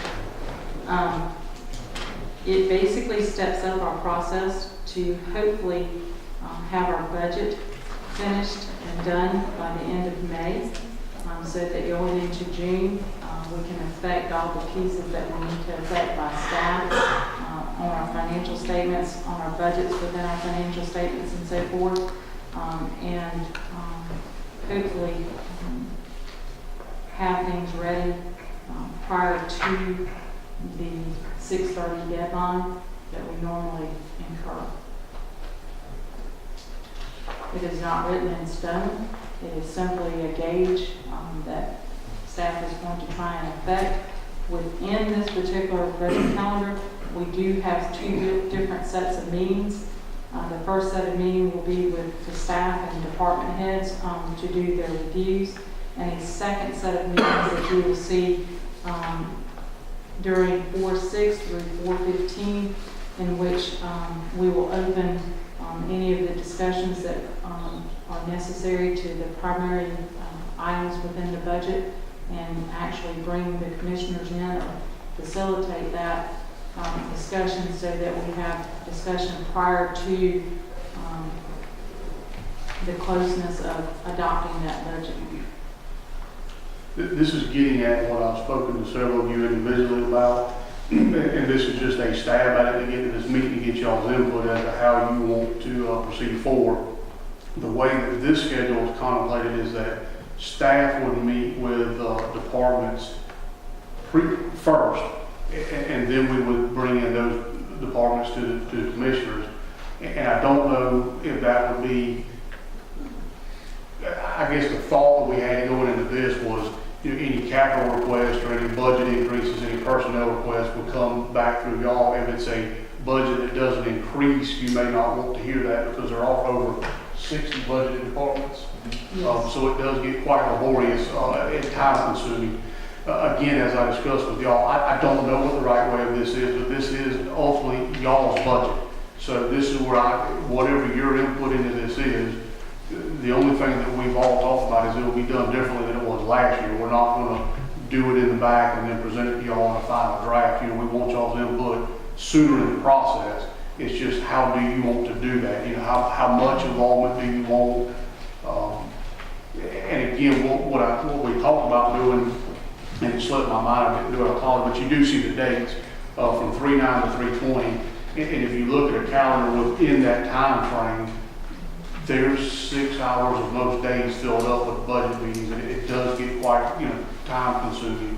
I don't know that y'all can dedicate that amount of time over a 2 to 3 week period, but we certainly want your input into this, and particularly with some of the bigger departments, like the sheriff, between the sheriff and the jail, roughly a third of the budget. We definitely want, there's certain ones like that. So again, what we considered here was for us to meet with them first, and then y'all, it's completely up to y'all. Whatever process y'all want to follow, we'll do. What I've been comfortable in doing is just trying to attend the ones that were of a large scale and seemed to possibly might be, something that we really need to take a serious look at or have input or talk with. Some of the ones that were smaller and were not an increase, I didn't put my time on that. So the only way that that's an issue is if more than a majority wants to attend one of those meetings, we have to advertise it. But we haven't run into that problem.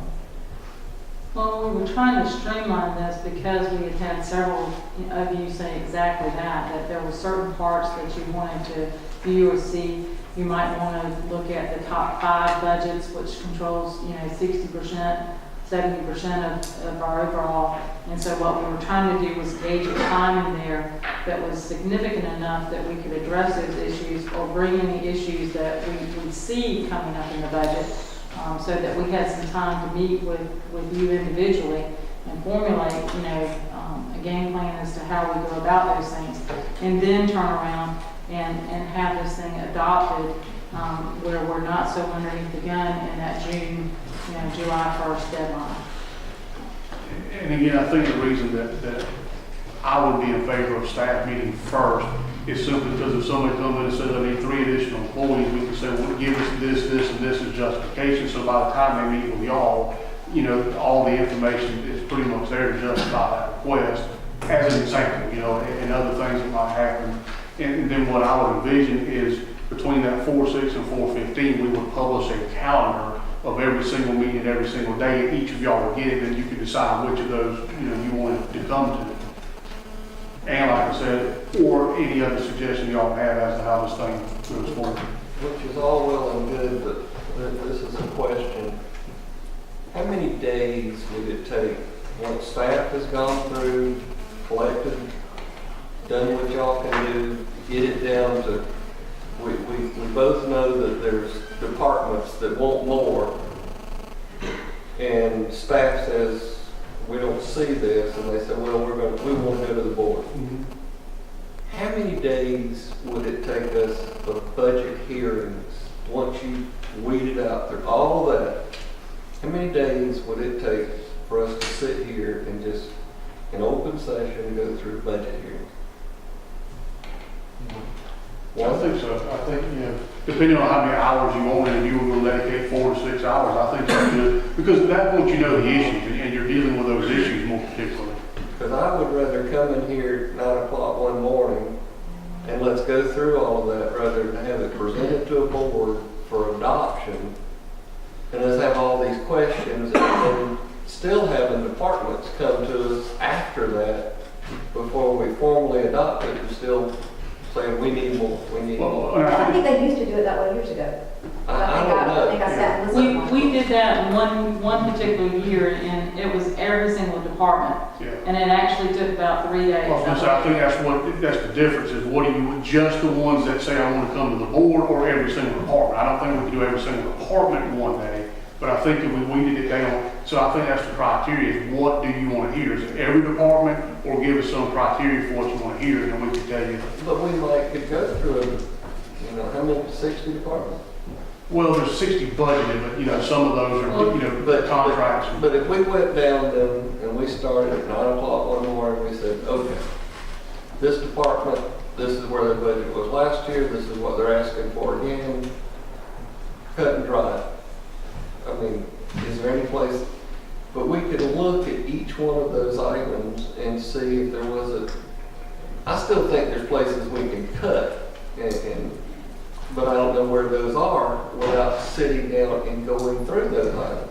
I think his point is that we'd be dedicating a time as a board that we might actually help catch something in a small department here and a small department there, that we could have ideas to do things different, and that might help us to do that. Well, we can still do that within this time frame that's allotted here. So, We can still how do do you want to do it? Do you want to do it as hearings up here? Do you want to do it Sure. as individuals who come? And that's really the input.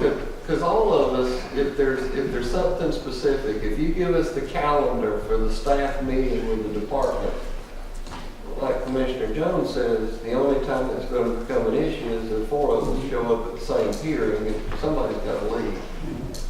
But other than that, I know there's been committees before. Well, then that creates a problem. Who's on this committee? Who's on this? Somebody else wants to be.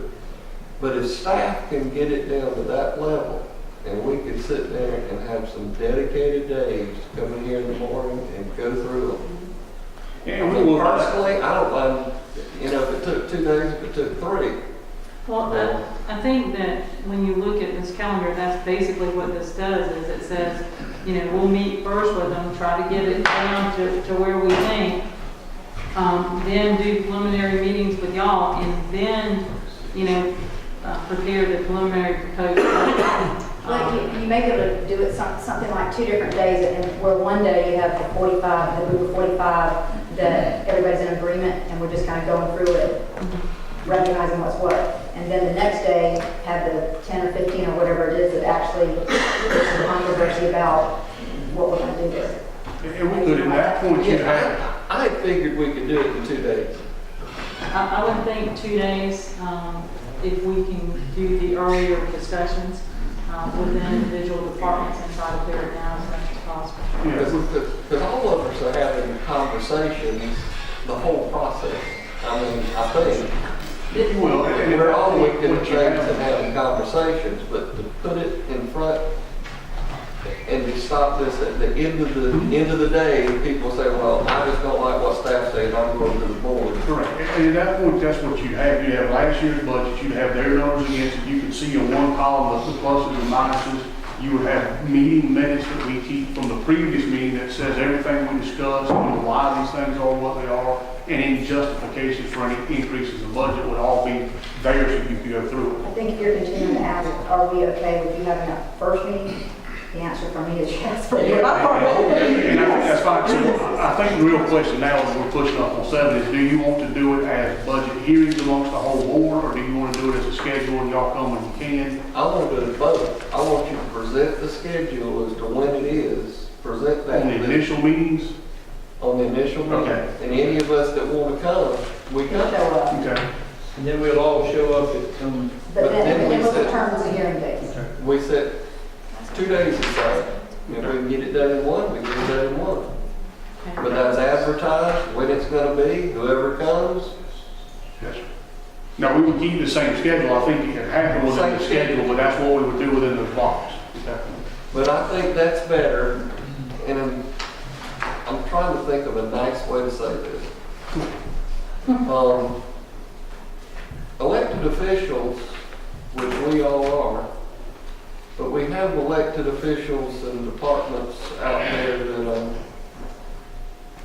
might be a little more intimidated to stand there and ask for more money whenever it's sitting there with these folks sitting there saying, why are these people asking for this money?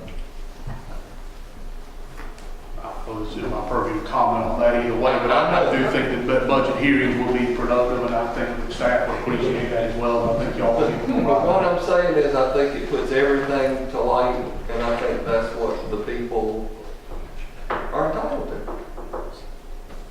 So, I've said my piece. So for tonight's purpose, you just need an approval of the budget calendar? Yes, ma'am, we were just trying to go ahead and start this process so that we could effect it more quickly this year and within the purview of what this board wishes. Would that change the budget calendar? I think it will. You think so? I think you need to find 2 days and put down here in this calendar. That would be somewhere between the 4/6 and 4/15 That's right. would be what I. That's what they were saying, that Correct. there's like 2 weeks allotted in there that we can pick a date at some point in time, like in February and decide the Okay. date. Right, within that time frame, we would have the hearings. Now, we don't anticipate taking all of those days, but it would be within that time. Within frame. that. I'm good. So we can leave it as it is. Yes. And then the initial meetings will be the 3/9 to 3/20, in which we will publish the calendar, and who comes. Now, is this board good with setting aside 2 days of your time, and that's what it takes? Oh, yeah. Oh, yeah. Maybe 3. What you think, Jamie? We can go in order to number 1, and then y'all can fill in the gaps. We will work within those dates, yes, sir. Yes, sir. Those dates will be good, that's just what would happen within them. Okay. Yes, sir. You ready to All right, give me a minute. Make a motion to approve order number 1 with the corrected dates. With the 2015. Yeah, with, Yeah. Yeah, with the corrected dates. I'll second. motion and second, all in favor? Any opposed? So carried. You need Coming comment? from planning board. You need comment? Yeah. Yeah, you got No, 7 keep minutes. going. You got 7 minutes. Make them wrap it up in 7 minutes. Huh? Give it another one. Charles, wrap it up in 7 minutes. Well, we can wrap it up in 7 minutes. It's going to take 8. Consideration to approve a policy on abatement of sewer charges due to water leak. As this board knows, this past year, we made some changes on the water and sewer rates.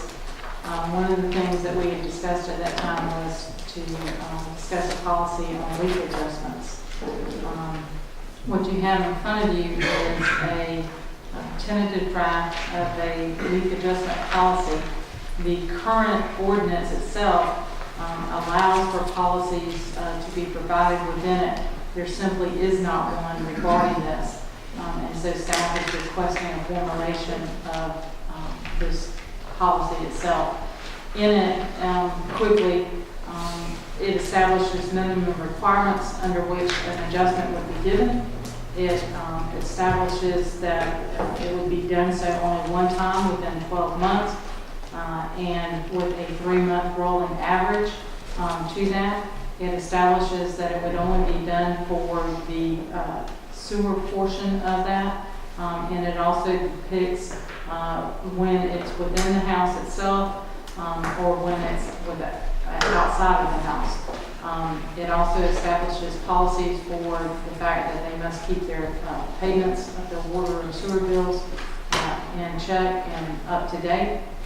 And that it allows for a response and an appeal process should we believe that an adjustment should not be given.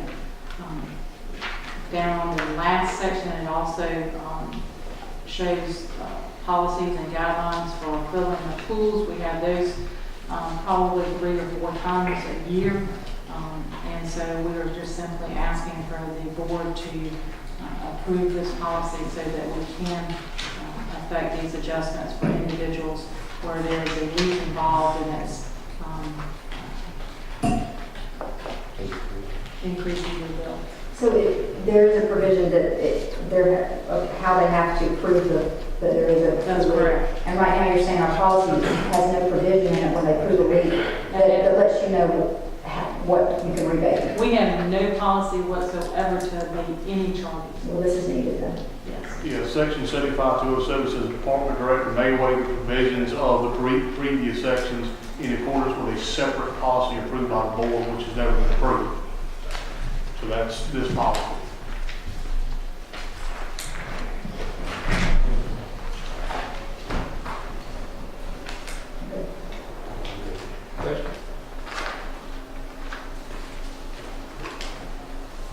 Got a motion? Make a motion that we approve alternative number 1 for the Second. Motion and a second, all in favor? Any opposed? So carried. Consideration to approve the first reading for the Water Resources Protection Ordinance and Stormwater Management Local Design Manual. You don't think we're gonna get through that? Sure, I can do that one quick. 3 minutes. I think,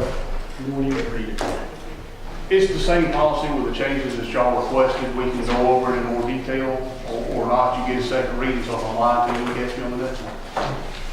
But it only, we adjusted that section on the fee collection and omitted some of the more cumbersome parts So of you the policy. just said this is what we discussed at the last meeting with the changes, and if we approve it tonight, it will be the first reading, and we still have some time between the second reading of the county initiative. That's correct. And all the changes are marked up on your document. You can see all the changes. Well, that's close. It's largely on about 2 pages. Appreciate it, and these are easy to see. Yeah, there really weren't any changes to the local design manual. I think there was a few places where I had borrowed stuff from other municipalities that I left their name in that I had to change in a form. But other than that, I don't believe there were really any changes, unless Elizabeth can remember some. The local design manual, there were some. I know, I didn't make any of the design manual. And largely the pages, on page 18 and 28 and 19 and 28, where we struck a lot of those requirements out, and then 20 and 21, it all has to do with cost recovery. I think there was a grammatical thing or so that Elizabeth called a comma, a misspell or something, but somewhere through here. But those are changes. And again, we can read them all, every one. And I didn't make any additional changes from the original ones that I made the first time. Yeah.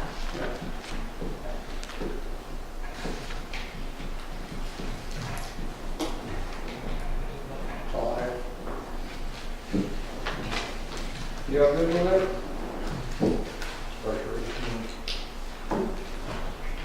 All right, we need a motion.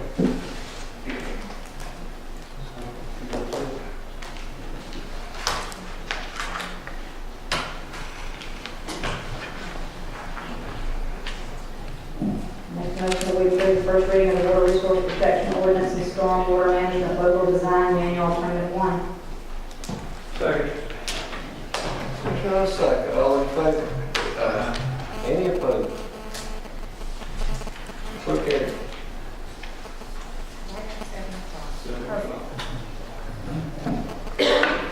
All right.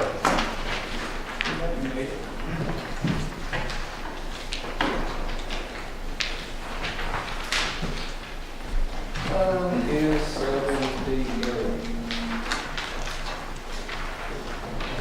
All right.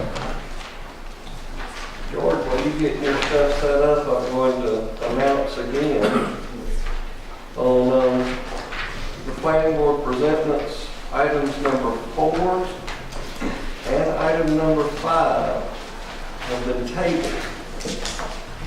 We won't table. Well, actually, it has to be moved to the second meeting in January. The applicant asked to move it to January for item number 4, and I suggest that we do the same with item number 5 since it's directly related to 4. No reason to take action on one without the other.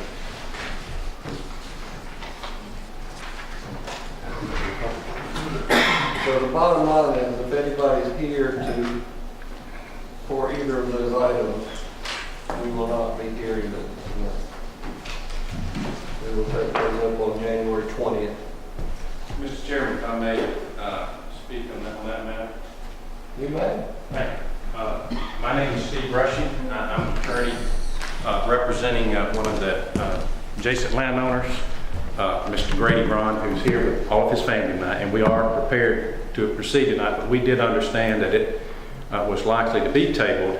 However, we have a conflict for the second meeting time in January, which I think is January the 20th.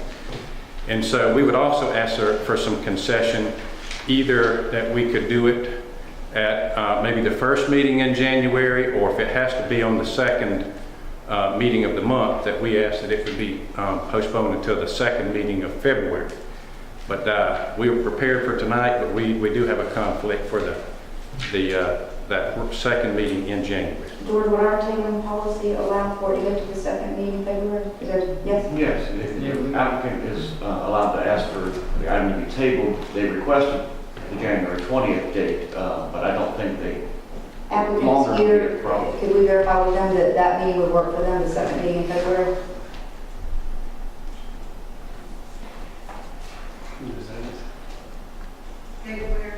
The second meeting in February, would that be all right with you guys? What date is that, Steph? You got a calendar? 17th? Yes, sir. February 17th. Assuming it's not changed. That works for all parties? Yes? Okay. Okay.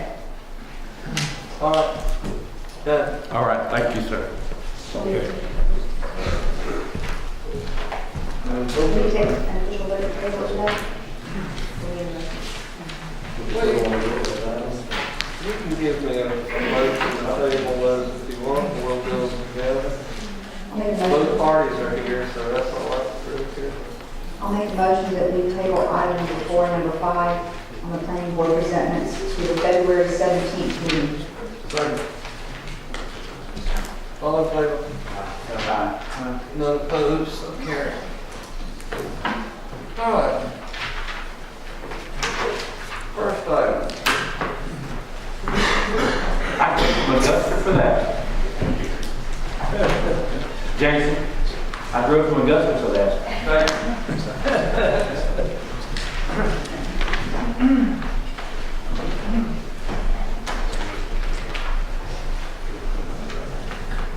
Planning board recommends approving an application by Lee and Lynette Dreiser to rezone 3 acres located at 200 Sharehouse Road from AR1 to AR2, map number 398A, parcel number 43 and 44 in the second district. Yes, sir. The Grinders have 2 parcels of land highlighted here, and additionally, they're purchasing some land from the property behind them to equal a total of 3 acres. They want to rezone that to AR2 so they can split that into 3 parcels. And they, as I understand it, they live on one of them currently, and they want to create 2 other parcels that they will, I believe, a lease to own set up for the other 2 parcels, if I'm not mistaken, but they intend to sell it.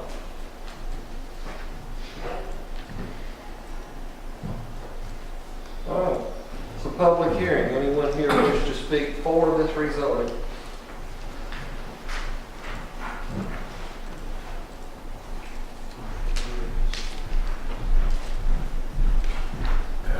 My name's Michael Jordan. I live directly across from Mr. Grider there. They recently moved in about, I believe, 3 months ago. And from what I understand, they're leasing the property that they own right now. Well, not own, but they are staying on.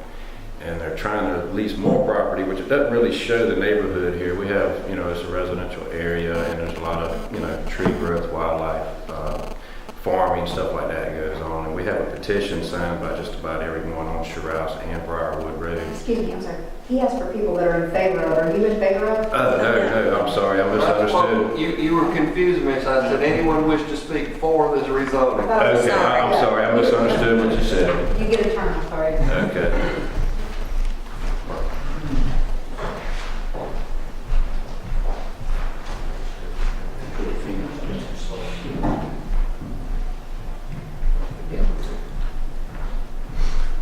Hello everyone, my name is Lee Grider, and he's correct, I live directly across the street from them. We purchased, as a lease purchase, this house about 3 months ago or so.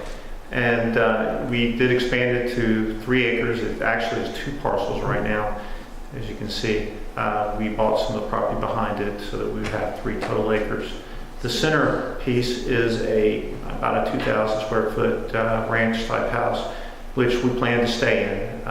We found the neighborhood very nice. My child and theirs are great friends, it seems. And the other 2, well, we just want to utilize the land. So we were hoping to possibly either put double wide homes on either side of us. And of course, we're not moving, so it would be our neighbors and only people that we would like to have there. A lease purchase would be what we would offer them, so they would be buying the land, it wouldn't be rental. And do you have any questions for me? Yeah, I wanted to verify, did you just say you've already closed on that other parcel of land? We've got it set up to purchase. It is not closed. It has been surveyed. Okay, because the one thing that I wanted to verify, some of the people that have contacted me with concerns, just want to be sure if we do approve the zoning, one of the points is that they're all concerned about the property value, of course, as you would be yourself, with what's going on there. And there's, as it's currently is now, there's 2 properties, and I guess they've both been rental, or at least one of them's been a rental, and this would open the possibility that it could be 3, but as I attended the planning board meeting, you had stated you were going to live on the center piece of property, and actually putting them in 1 acre tracts does make for the possibility of them no longer being rentals and being something that could be sold because they could have septic. So I would see it as a possible improvement, not a negative. But I did want to verify, because they were concerned that when they received their information in the mail, it had 2-point-something acres, and they knew that they couldn't really get 3 tracts out of 2-point-something acres, so they want to be sure something's not happening in the long run that would be inappropriate. And so what I do want to understand is, if we were to approve this tonight the way it's been presented, if he never does go through with the purchase and doesn't get that other piece of land, he would not be able to divide the property. Correct. We can't create a piece of land less than an acre in anywhere in the county that doesn't have water and sewer. The health department, for one, would never sign off on it, and I would never sign off on it. I think they mentioned that they were concerned there had not been surveys. This is the survey that Mr. Grider's had done, showing the piece that he's going to acquire behind, and showing the 3 pieces that he intends to create. What's the time frame of this lease purchase? I mean, when will you take ownership of the property? My concern is Mr. Smith, God forbid something happened, and you can't fulfill your lease, suddenly he's thrown into he's a leasing agent, or he's the one that's having to deal with it. He is the owner, and I'm the leasing. You're the one that's coming before us to Correct, and I have the option to purchase it. And what happens is when I reach a certain point on the down payment for the house, I get to purchase it outright. The only reason I question is I've been in several of these situations and I've had to retake possession of the property. Understood. Well, let me give you this. We've improved in the property by taking out about 32 70-year-old pines, cleaning up the property. We've replaced the roof completely. What I'm trying to say is we're going to stay there. Is Mr. Smith here? I mean, is he? Mr. Smith, Donnie and Dale Smith are not here, no. George, excuse me, but usually the owner has to be the one that is the applicant. In this case, no? No, it's not that. No, there's an ownership certification that they're aware of this is going. That they're aware, okay, Yeah. he's not. The owner is often not the applicant. Yeah, they're totally aware and working in tandem with me on this. Okay. Again, my concern is, should something fall through on your end, and then these other mobile homes are in the area, Right now, how does it go back, how does it revert back to Mr. Smith? Who deals with it at that point? Well, at that point, to be honest with you, it's going to become 3 acres, so Mr. Smith is going to get 3 acres. So he's going to have an improvement there if it goes back to him. The zoning part. Okay. I just see. If it goes back to Mr. Smith, he'll have the 3 acres. It will be properly done with Mr. Shaw here, so that he'll get 3 lots if it goes back to him. And it won't. But It's 2 renters now. All of this is happening for Mr. Smith. You're basically his agent. yeah, exactly. Does Mr. Smith want to do this, or do you want to do this? I want to do this as a lease option. But He has given me approval to do it. Saying he was aware of it, if he was against it, he would certainly let us know, but he's not. Absolutely. It's probably become one of the contract, but I don't know many people that know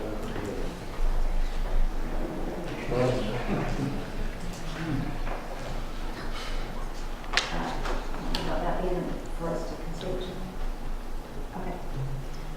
Any other questions? And Donnie and Dale are the owners of the property. Correct. And have signed the affidavit saying they're okay with this. I think there seems to be a concern that it's going to be a worse scenario, and I really don't understand it. It's 3 lots instead of 2 lots. It's already 2 lots now, that's right. And when it becomes 3, it just allows me the ability to lease option and install pieces And of one of property. them is going to be a potential resident owner. They're all going to be resident owners. And my neighbors. I understand that's your intention today, but Yeah. it's not something we have to stick to. Right, down the road. Exactly, I accept your opinion on that. Okay. Anybody else here for this? Thank you, sir. All right, those against. Now it's your turn. Yeah.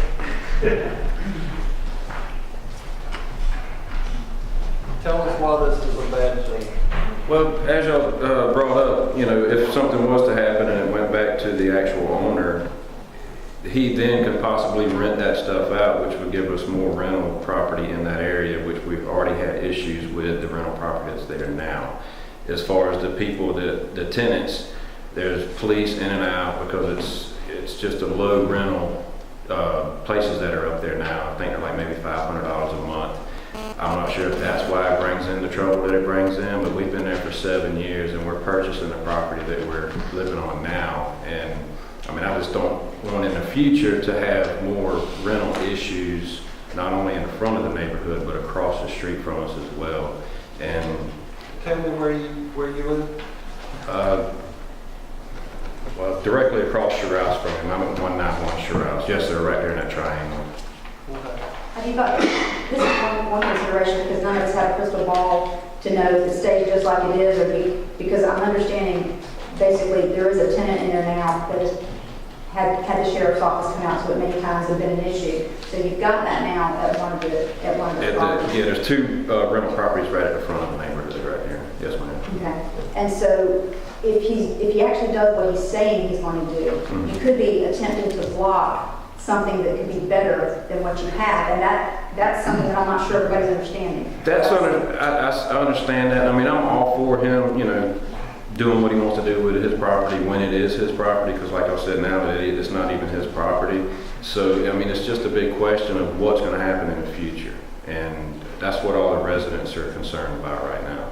And him saying he's bettered the neighborhood by tearing down trees, nobody agrees to that. He went in and took out several. I think it was more than 30 pines. But and then again, that's his property. He's, he can take trees down, I guess, if he wants to. But it's just affecting the neighborhood is what it does.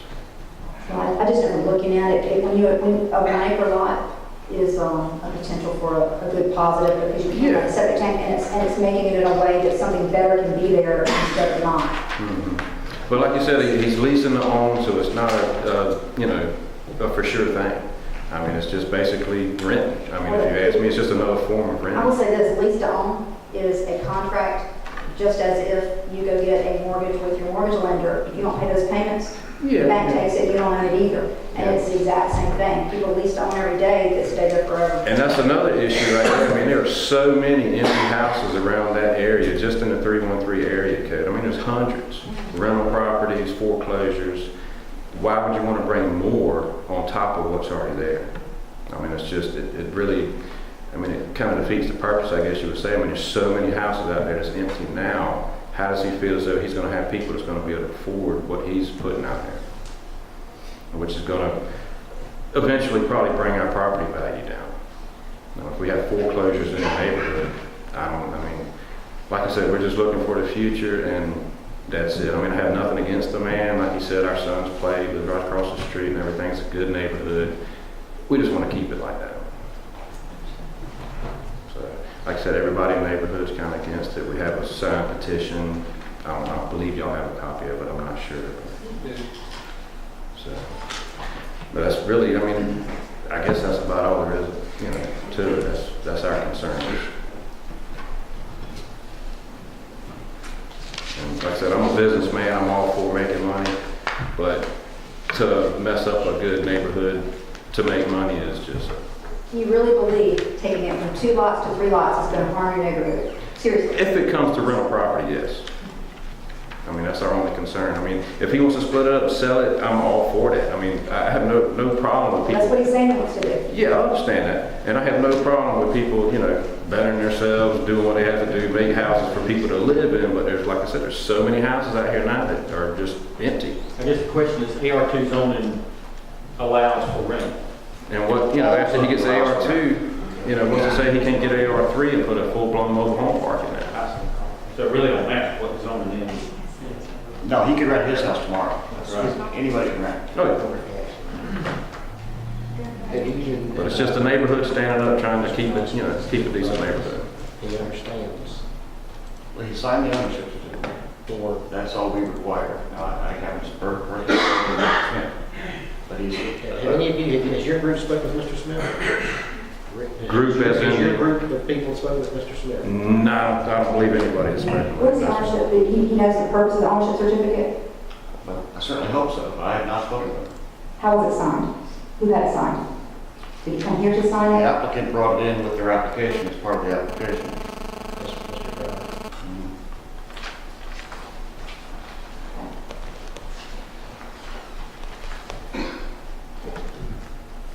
Donnie and Dale Smith, both signed.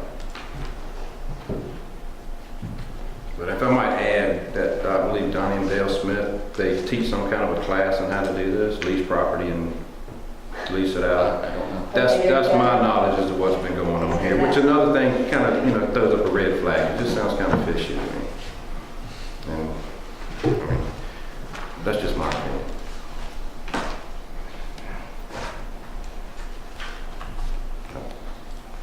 I think that's it. Thank y'all very much.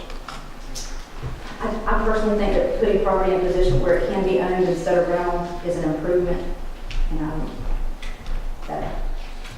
for that reason, I wouldn't.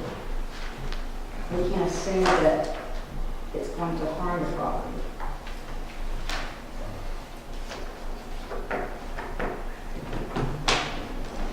Anybody else? Have thoughts otherwise? But it makes payments, whether it's through a rental agreement, a lease agreement, or a mortgage. You can put it out any day. If you don't make the payment, you don't stay.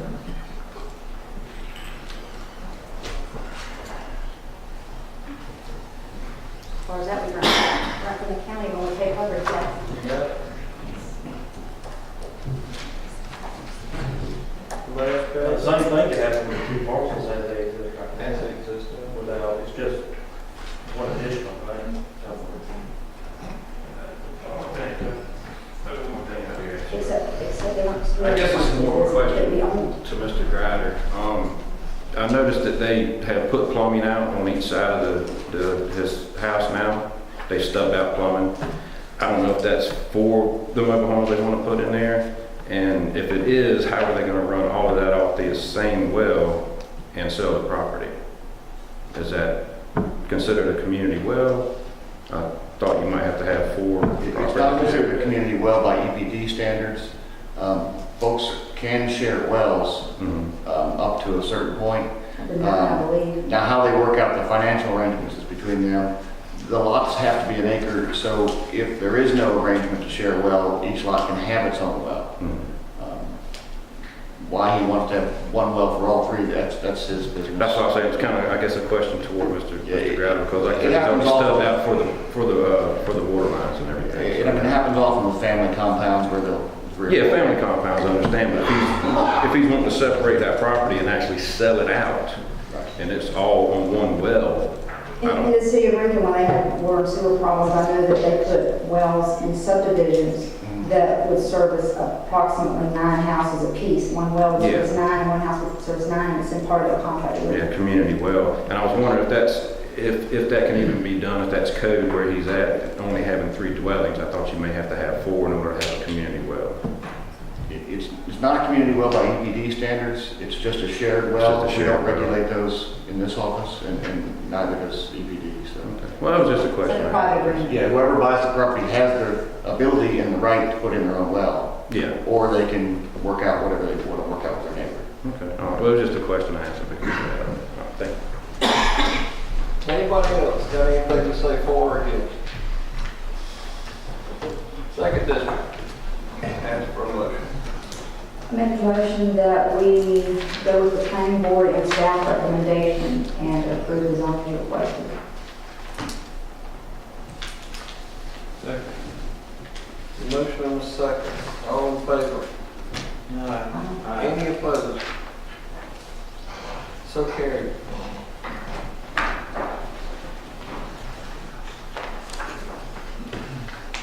All right. I hope that will be an improvement for your community.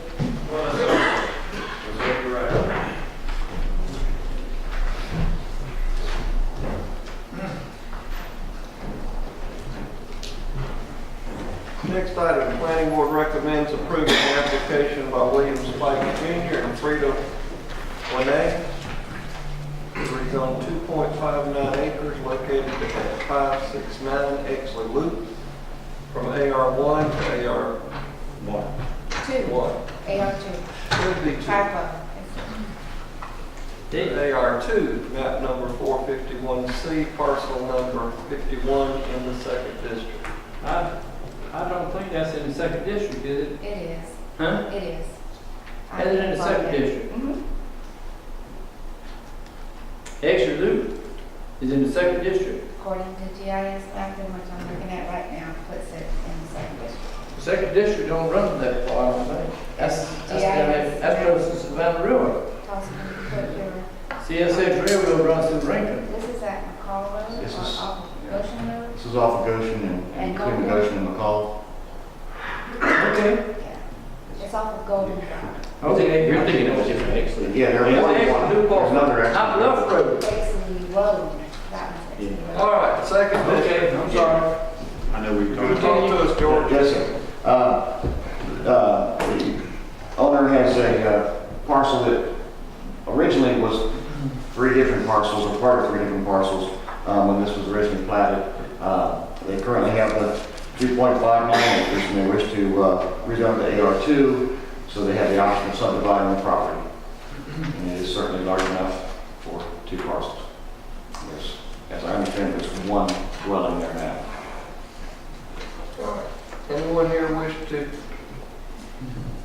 say something for this rezone? Against? Second district. Make a motion that we approve the planning board and staff recommendation. Motion and a second to approve. All in favor? Any opposed? So carried. Planning board recommends approving an application by Robert Long for a variance on all setbacks due to the lot shape and desire to save large live oak trees located on, help me with this, Huebner? Okay. Huebner Drive in Georgia Plantation, map number 451F, parcel number 34 in the second district. Yes, sir. Mr. Long has this lot in Georgia Plantation, and it is covered in very large oak trees that he would like to save. And due to the lot shape, which is a triangle, very narrow at the front, and the presence of the oak trees, the staff believes this does reach the threshold of our variance ordinance, and recommends approval as well as the planning board. And that's basically where his house footprint is kind of shown there, with the example, or with the 3 trees that he's hoping to save. I attended this planning board meeting, and it just so happens that one of the reasons he's needing to get a variance, if I understand it right, is the setback now is so much more stringent than anywhere I've ever seen one. There's no way he could save the 36-inch tree with the current setback. Yeah, with an extreme setback way above what the rest of the subdivision is. How about his neighbors where it's close to the line there? Does that, I mean, that have any effect on anything? If I'm not mistaken, his brother owns the They were property. present, and one of them was a brother, Yeah. and, Oh, right, next door. Okay. and there was no objective. All the neighbors. In fact, the HOA has written a letter that they're supporting it, and we've got full Yeah, support. I read that. Okay. Yeah, yeah. I'm just concerned about the person that was next to him there. And I want to make mention, I had a request tonight, just before the meeting started, to ask the other commissioners, when this came up, if we did approve this, if we could let tonight's reading be the first and second reading, so that they could go ahead and start the working process, because they've kind of been held up, so. I'll put that out there as well. We've done that in the past on an EV basis, so. I don't have a problem with it. One day I will stop having a second. I'm ready to go on the agenda for a vote. Put it on the agenda and let's get it done. All right, anyone here wish to speak for?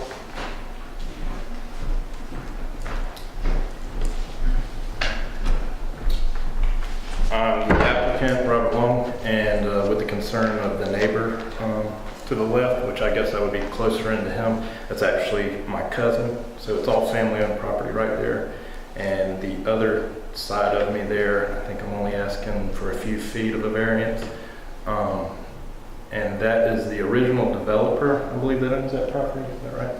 And he hasn't developed it and hasn't shown any interest or anything like that as far as opposition. My cousin was here for the original planning and zoning and gave full support for it. Okay. So, This is one of the only times I've seen staff actually recommend variance. It's rare. Did the model run? Yes, you are, the treehouse. Next.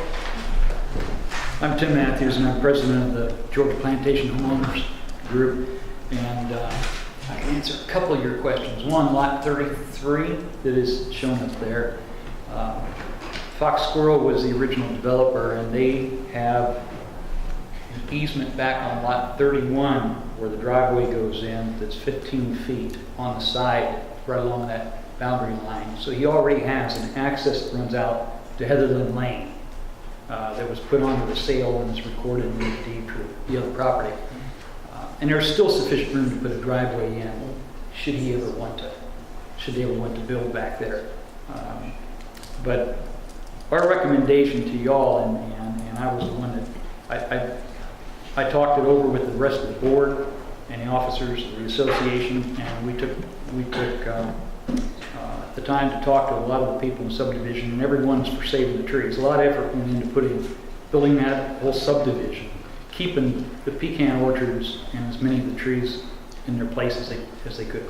So the Longs have gone to, I would consider probably significant expense to have arborists come in. They've trimmed those trees now so that that house can go on, house design can go on that lot. If they have to take them down, it'll be a huge loss back there, not only aesthetically for us, value-wise, but also for the county. Well, one thing that they've done, and that you've been a part of with the HOA that's really smart, is they've incorporated and talked to neighbors and had everybody give input and attempted to make everyone happy. So that's a plus. And nobody come to the planning board and objected in any way? No, So not that I'm aware of. I have no problem with approving them first and second reading. Is that how I would need to word my motion, is that it will serve as the first and second, or how? I think that should work, or you could add, just make a motion to add a second reading as, would be item number 7. Okay.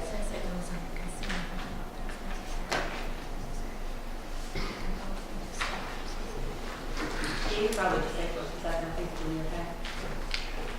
I think legally correct. When you really do that, are we really saying that tonight is the first and the second, or are we saying that the planning board was the first and we're the second? You say that tonight is the first and second reading, and you can have first and second readings on the Done same night. in unison in one. Okay. Are you ready? I'm ready. I'll make a motion that we approve the variance based on the planning board and staff's recommendation, and that we allow this approval to serve as our first and our second reading.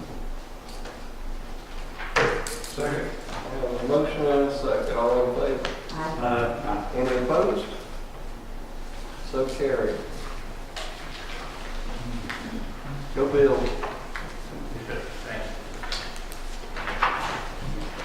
All right, 4 and 5. Let's take one.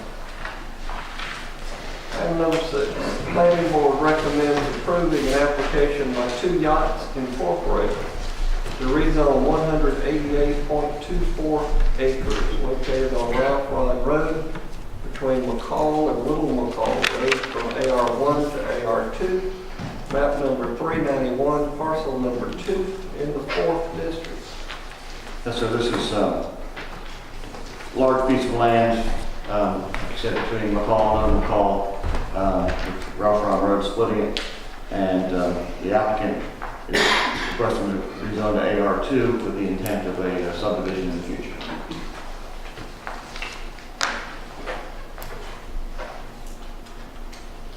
Anyone here wish to speak for this rezoning?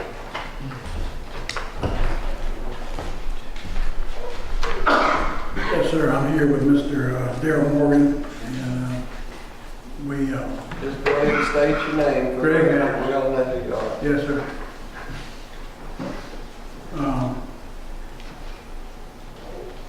We basically want to ask for rezoning, that's pretty much it. If you have any questions, be glad to answer. All right. What kind of subdivision you have in there, Greg? We have not even started drawing anything up at this point. We just get the zoning, and we've got to get with George and make sure. Our intention are to have all at least an acre lot. Everything will be 1 acre or larger.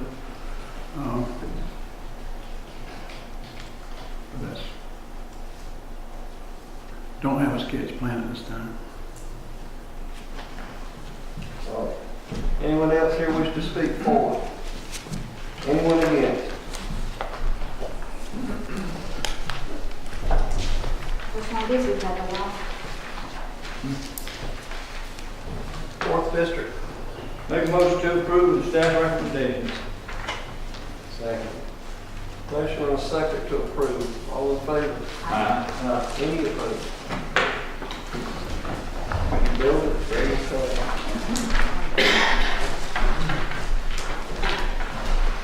All right. That completes the planning board.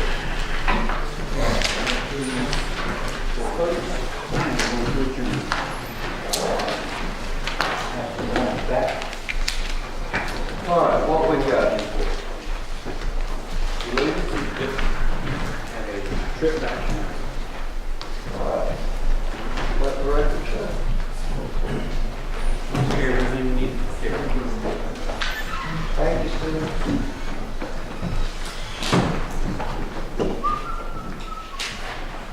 All right.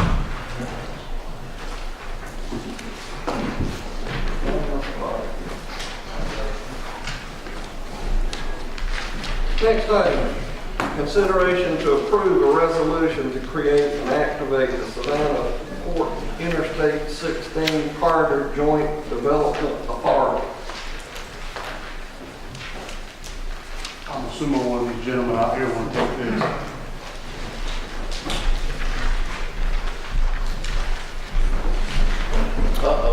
Good afternoon.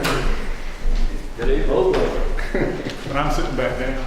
State your name for the record. I am John Henry, CEO of Effingham County Industrial Development Authority.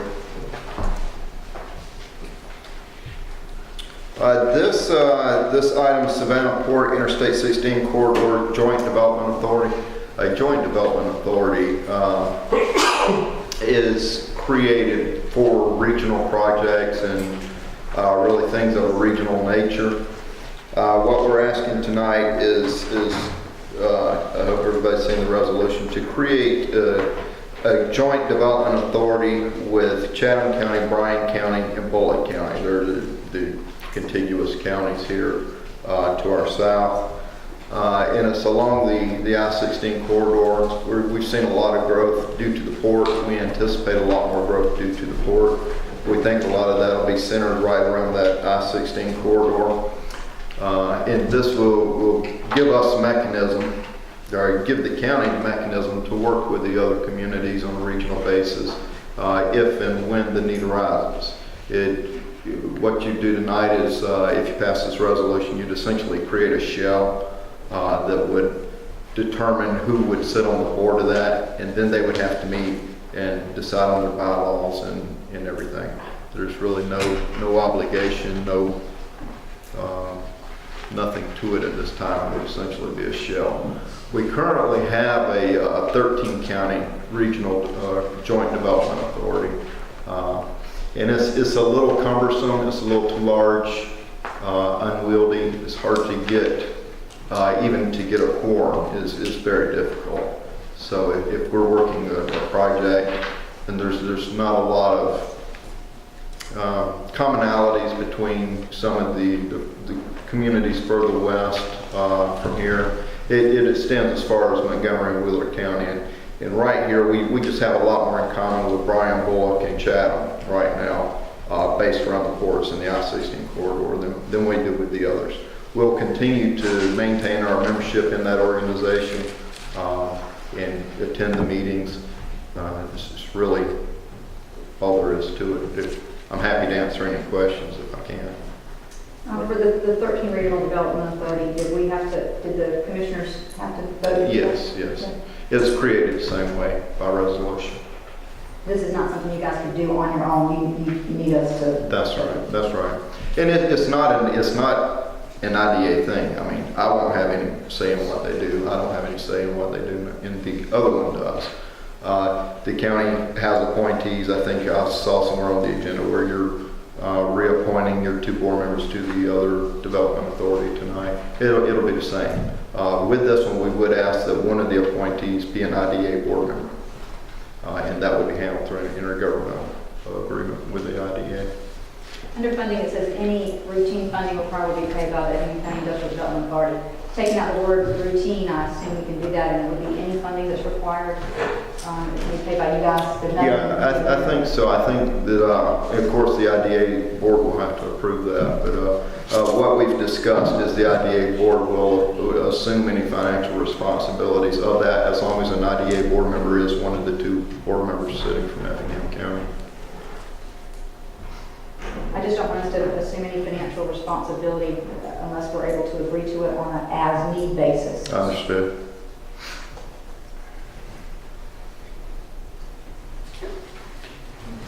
I think upon creation of it, the only thing that is created is the need for an audit, for an annual audit, and that's $400 or so.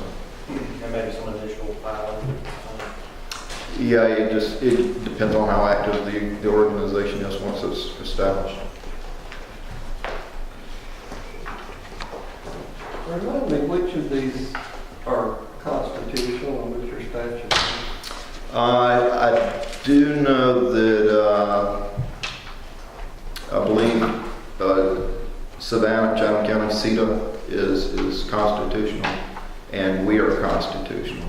I believe both Bryan and Bullock are statutory. Okay. That's what I was thinking. And that was my first question to toss. Did y'all even need us? But you've already answered that. And then this other agreement that was put in our packets. What is? That's the intergovernmental agreement that was proposed between the board and the IDA. That's for the IDA to assume the financial responsibility of it.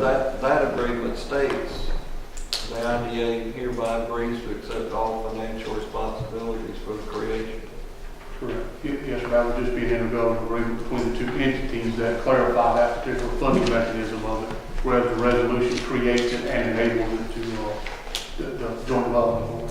But I think the resolution goes hand in hand with this agreement.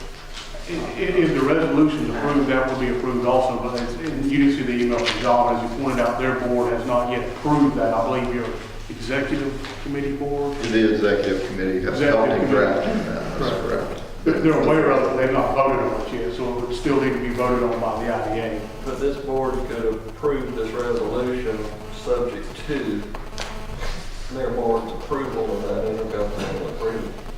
Yes, sir. they never approved that intergovernmental agreement. Just doesn't happen. That's right. Which would be my suggestion.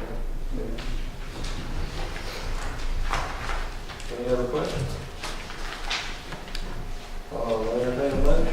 Make a motion that we approve alternative number 1 and approve the resolution subject to the IDA's board signing the intergovernmental agreement and with the understanding that all funding requirements and expenses are paid by the Industrial Development Authority unless approved on an as-need basis and voted on by the majority board of commissioners. Second. Very good. Motion and a second. All in favor? No opposed? So carried. Thank you. Y'all good with that wording? I think so. I mean, it's not a 98 organization. It's your organization now. All right. Next item is consideration to approve to reappoint Dr. Jack Anison to the health board. Mr. Chairman, as you all have in your packets, we received a letter from Dr. Williams, who has requested that the board reappoint Dr. Anison to the health board. His appointment does not expire until February. It's something we need to stay ahead of. We've gotten so many that's gotten behind in the past, so we can stay ahead of the game. That would be great. And staff recommends that he is reappointed. The term is a 6-year term to a 7-member board. Well, Dr. Williams, I can tell you has a hard time. The health board is required by statute to have a physician on its board. And trying to get a physician to agree to take their time to do that is difficult. Dr. Jack agreed to fill the unexpired term of Dr. Cornwell, and he has also agreed to take the reappointment. So while he was in a mood, Dr. Williams asked if this board would be kind enough to go in and fill that new term. I'll make a motion to approve alternative number 1. There. Motion and a second. All in favor? Any opposed? So carried. And I will tell you, because I sit on the health board as well, but Dr. Jack Anison is very involved, and he brings a lot of expertise. So he's a good addition to that board. All right. We done? 22. 22. There you go. Consideration to approve to reappoint Doug Morgan and Jamie Deluxe to the Middle Coastal Unified Development Authority. As stated, this is a reappointment. These two gentlemen currently reside on this board, and they both have agreed to be reappointed. It's a term of 4 years and requires 2 persons, each member county, and they are to be appointed by the commissioner and must be a resident of the county. Staff recommends reappointment. They're both willing to be motion? Make a motion to approve both of them. Second. Motion and a second. All in favor? Any opposed? So carried.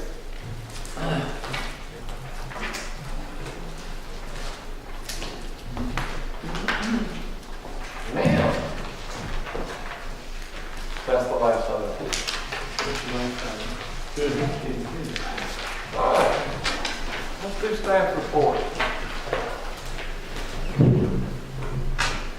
Anybody got anything to say? I got a question. Well, I'll get to you in a minute. Oh, okay. You asked anything? No, I'm going to do staff reports first. We might answer a question before we get. I'd like to ask a question before I talk. Starts with this one list. We need to establish a date for photos. If you want to use your existing photo, it's fine, but if you want to take a new photo, we need to establish a date for that photo. We also need a group photo. So what day, sometime this month, would be good for you all? Let me ask this question. The next one. This month. Stephanie, let me ask this question, and it would depend on if any of them plan on attending our swearing in or not. But if they planned on attending our swearing in, we'd all be here together, so that we could come either do it before or after the swearing in ceremony. That would, some of us would already plan to be. I was not able to swear in since it changed. I scheduled around it, and then she had that hang up, and I had already scheduled, I'll be out of town. But I can coordinate with her. Yes, I will be, yes. But I won't be able to be. You say everyone can be sworn in, not sworn in. Well, I'll be back at home. So that won't work. Is there a day next week that's good for you all? Yourself included, Jamie.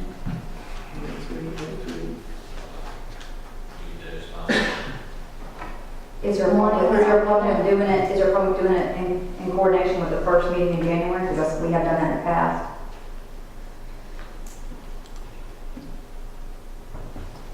We just, I got one picture down for 2 weeks. You know, That's fine. then If we'll y'all are all I good with mean, that, what we that's talking fine. about, January 6th? Yeah. January 6th. It's not a big deal. Yeah, We gonna wait until then? we do it then. Let's do it then. Okay. Everybody get here. This time of year is hard to coordinate. Well, let's say, 3 o'clock on that day. Can you guys plan for that? 3 o'clock? Well, let's say 4 o'clock. 4? You I'm gonna take a new individual. I'm not getting any younger, so I'll stick with it. It take 2 hours to take pictures? You never know. It would be long. 4 o'clock? 4 o'clock, January 6th. 5 hours? I'll put the make 45 minutes. It'll take about 15 minutes to get the group pictures and then everybody's individual and everybody can do it. It won't take that long. 4 o'clock, January 6th. There you go. Got it. Okay. You done? I think I That's just all want right. to prepare this process. Adam, which one's first? Which one would you like to go first? I don't know. You each got 5 minutes. Share it however you want.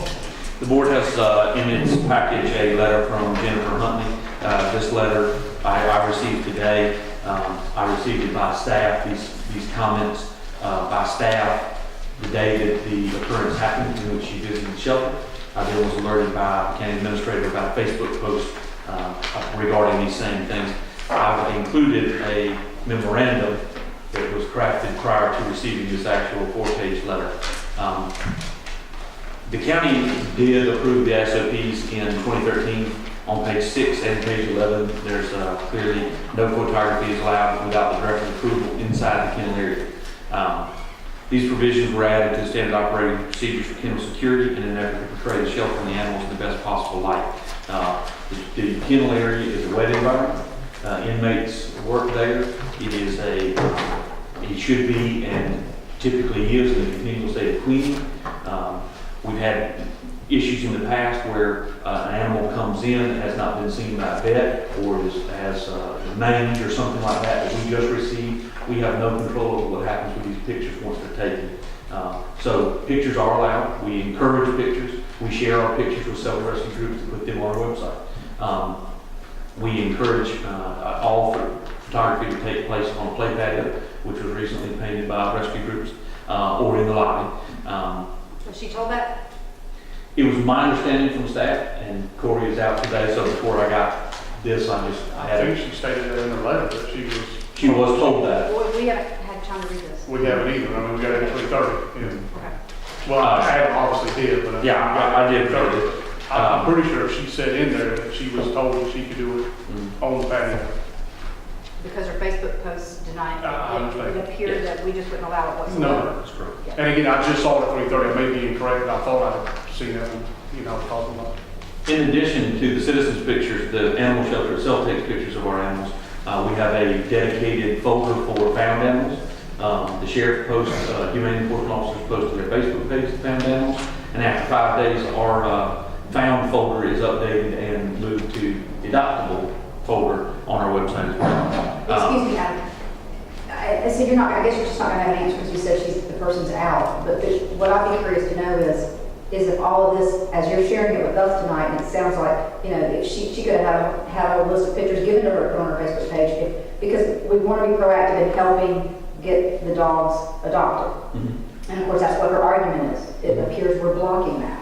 So I'm trying to understand, it just sounds to me like if things would have been communicated to her properly, she wouldn't have been irate enough to do this. I would prefer not to try to third party. Yeah, you had not talked to anybody there. You don't know. Other than Corey, and I talked to him. He's the one who came to me and said, "Hey, we had a lady that was upset because she couldn't take pictures." He reiterated his rendition of the events. They do not match what was written in this letter. I don't want to try to tell you what he told me she said, because that's the three parties removed from the actual conversation. Does he agree with the way our policy is written, or does he think that there is room for adjustments? And do we have an understanding or experience with what other places do? He has an email, which I'll forward you. This memorandum that I wrote was sent to him. He actually supplied information that I requested and an email in support of our policy not to take photography in the camp area.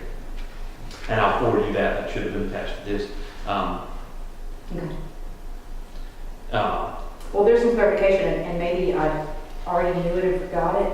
I did not remember, because I certainly would have responded that to her. I didn't remember we had places that the pictures could be taken. And then another thing, if we have those pictures, they just need to make them available to some, if people want them. Put them on everybody's Facebook page. Most definitely. And like I said, we actually have partnerships with 2 rescue groups now that weekly we send them our pictures, just for that purpose. Are all the pictures on our website? That's correct. So why can't they copy from your website? They most definitely can. Do you think that? I wonder if that was offered to her. That's what I'm saying. I feel that if I would have been talking to her, I could have been like, hey, here's all the pictures right here. Yeah, and I think, I know I haven't got a lot more here, but I think at the end of it, you look through her letter, most of what she says is factually incorrect. And it really highlights a point that she's probably not been there too often, because she doesn't, you know, the staff in place has been there over a year and a half, she doesn't know them. But I think, from my perspective, and I think some forms brought up earlier too, we have a website that's difficult at best to navigate sometimes. We're using a free application. We probably need a better website. We need a better website, you know, way to do it. And obviously we don't communicate our messages well as we could and probably should. And a lot of her concerns, again, are factually incorrect. And just like she's saying, we should put it on Pet Finder. What we do, you know, we should do this. What we do, we should. They're running the newspaper every week or so, you know, Pet of the Week. So what we're doing, those things are out there, but obviously she doesn't see them, which tells me that we are not communicating our messages as well as we should be able to. Again, you brought it up specifically on Animal Control too, about being difficult to navigate to the page to find them. It's not Animal Control's fault, it's the website we staff give them to work with. So Well, this is you're the first complaint I've had in a year, so maybe we are doing pretty good. This is just an isolated. Got a lot of statistics. What I loved it was she was on a full out on Facebook. Oh, Yeah, and he has a lot of statistics year over year that we are increasing adoptions, we are decreasing euthanasias. The blanket she was concerned with, we have a surplus. We have, you know, a year and a half worth of food, not a year and a half a year's worth of food. So we have all these things. If she had a bad experience, we can't go and rewrite our policies and all for one, you know, if that's truly the case. Her concerns It are valid. sounds like most of the concerns are covered, but what we need is to request a response. We communicate that to her and to the public. And I guess all I'm saying is if she looked at these things and couldn't find them, then obviously we're not doing our job in communicating. Because we are doing this, and that's one of the things we've asked. Clint does, you got one of your now, a report from Fire monthly, you know, so y'all know what he does on a daily basis, you know, what he responds to. And that's just what we have to do. We have to tell our message, you know, so that average citizen knows. And I shared with some of y'all the other day that, you know, we now have, we take certain things at Goshen, the sheriff does it, but we also take water payments and set up trash and so forth. Yeah, I think George Bless, I'll pick on him, but, you know, George made a comment, he had no idea we were doing it. And from my perspective, that's an indication that we failed, because if somebody in the administration building doesn't know we're doing that, how do citizens know it? You know, and so we have to do a better job of communicating. And I think this points that out, that although she has valid concerns, we are addressing her concerns, we believe, and we can respond to her. And I mean, you may want to at least run through some of the statistics, 'cause I think that the shelter's doing a pretty good job here lately. I think basically if he'll write a response and answer, wherever she's incorrect, answer it with the facts and statistics and whatever is good, and then carbon us so that we all have the information that would be helpful. And if there's anything valid there, bring it to us as a suggestion. Well, that's what I mean, she does have some things that we don't do. We don't post our animals on Craigslist. We don't let people go through with open-toed shoes. You didn't like that? That's correct. And we don't, we have to do so that there's at least 2 recommendations on this list. But there are positive things happening, and I think Tulsa's correct. There needs to be more public outreach. But I think in number 1, the fact that we hired an adoption coordinator who's done 7 presentation and speaking engagements in November alone. The fact that we've raised over $4,000 for improvements, and yet she says we need to have a drive to try to get donations. We need to have a donations wish list. All those things are on our website. We're in the newspaper, in both newspapers. Those type of things. We went from 43 return to owners in the last 3 months, whereas the same period last year we had 3. Our adoption numbers are 56 this year compared to 24 in October for last year, 35 in November for this year, 29 from November last year. We have a new nursery for pet mothers and babies. We have conversion of a dry storage room. We also have a new sick and well room for animal quarantine. We have a full-time adoption coordinator. We've got a mural painted by volunteers. All these things are things that her letter states we need to be doing and that we're not doing. And so that's the point, is she needs to know that we're doing And this. she sent by email, so you could do a response in email and carbon us. Most definitely. Okay, that'd be great.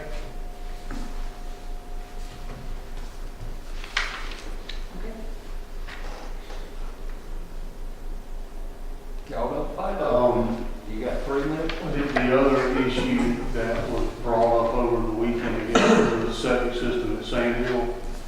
We received those numbers back today. We now have 2 numbers. We can do that as expeditious as y'all want. It's up to the board if you want to authorize an expense. I mean, we'll obviously be on the meeting now. The next one will be January the 6th, or however y'all want to handle that. But I mean, we do have the numbers. At this point, it's simply the board authorizing the expenditures, and we can move forward. How much is it? 18,279. 18,000? There was concern about one bidder may not have met all the requirements. Is that not so? Or? We've not verified either. Okay. Okay, so are we able to tell you tonight that we authorize it without having it on the agenda for a vote, or what is those numbers in relation to our financial policy? It needs to be fixed, but it's been down for a year. Another month won't help. I would say that we don't have it in the budget, you would be in the budget. It's going to take a budget amendment to do, because it wasn't a budgeted item, so it's going to take board approval to approve the budget amendment. What's that cost $18,000? I mean, how much landfill you got to put down? I received a text message from one of the board members of the rec department that said they were having something out there like 20 teams, and they had to do something themselves out there that day because it was failing. And they ended up, they could go and build it themselves because they were tired of waiting, blah, blah, blah. So I guess what I need to understand is, are we in an emergency status? Because I think that there's policy. Emergency policy that The two that you got, are they close on the cost of them? 18,200 and 21,600. But do you guys feel like it would warrant the approval of through emergency, or wait till the end? It's up to y'all. I mean, if you approve by emergency, we can move on it. First off, how did we get those bids? Because first we let it out for bid and we got nothing. We then called the individuals that we knew that did the service. We then asked them why they did not bid. One said, I thought the bid was on Friday. The other one said, well, I got a question about this. Then the other one called back and said, well, I got a question about that. So we then got all those questions answered. We called those individuals back. We wrote an addendum. We posted it on the website. And we said, have your bids in by this date. And that day was today. Well, that day was today. So it's technically bid twice. It was publicly bid twice. And people come up to me at church that they said, why can't y'all get this thing fixed? I mean, this is, to me, it is an emergency. And unfortunately, Chairman, this is one of those situations that to get this done, we had to go out and beg. well, no, and advertise for services for engineering, then we had to get that done, then we had to go out and solicit the bids for the actual, construction, and then when we didn't get any extended anymore, it's one of those things that we could have just done very quickly, but because of all the bid process and having to come before the board to approve contracts, it takes a while. What have we been talking about this thing, 4 months, 5 months? Quite a while. Six to 7 months. Well, if we're in agreement, we can do it under emergency status, because I think if anything warrants an emergency, a failing acceptance system does, then is there a reason that staff has any, reason to not go for the lowest bidder? There's no problem, because I don't even know who the two are, so.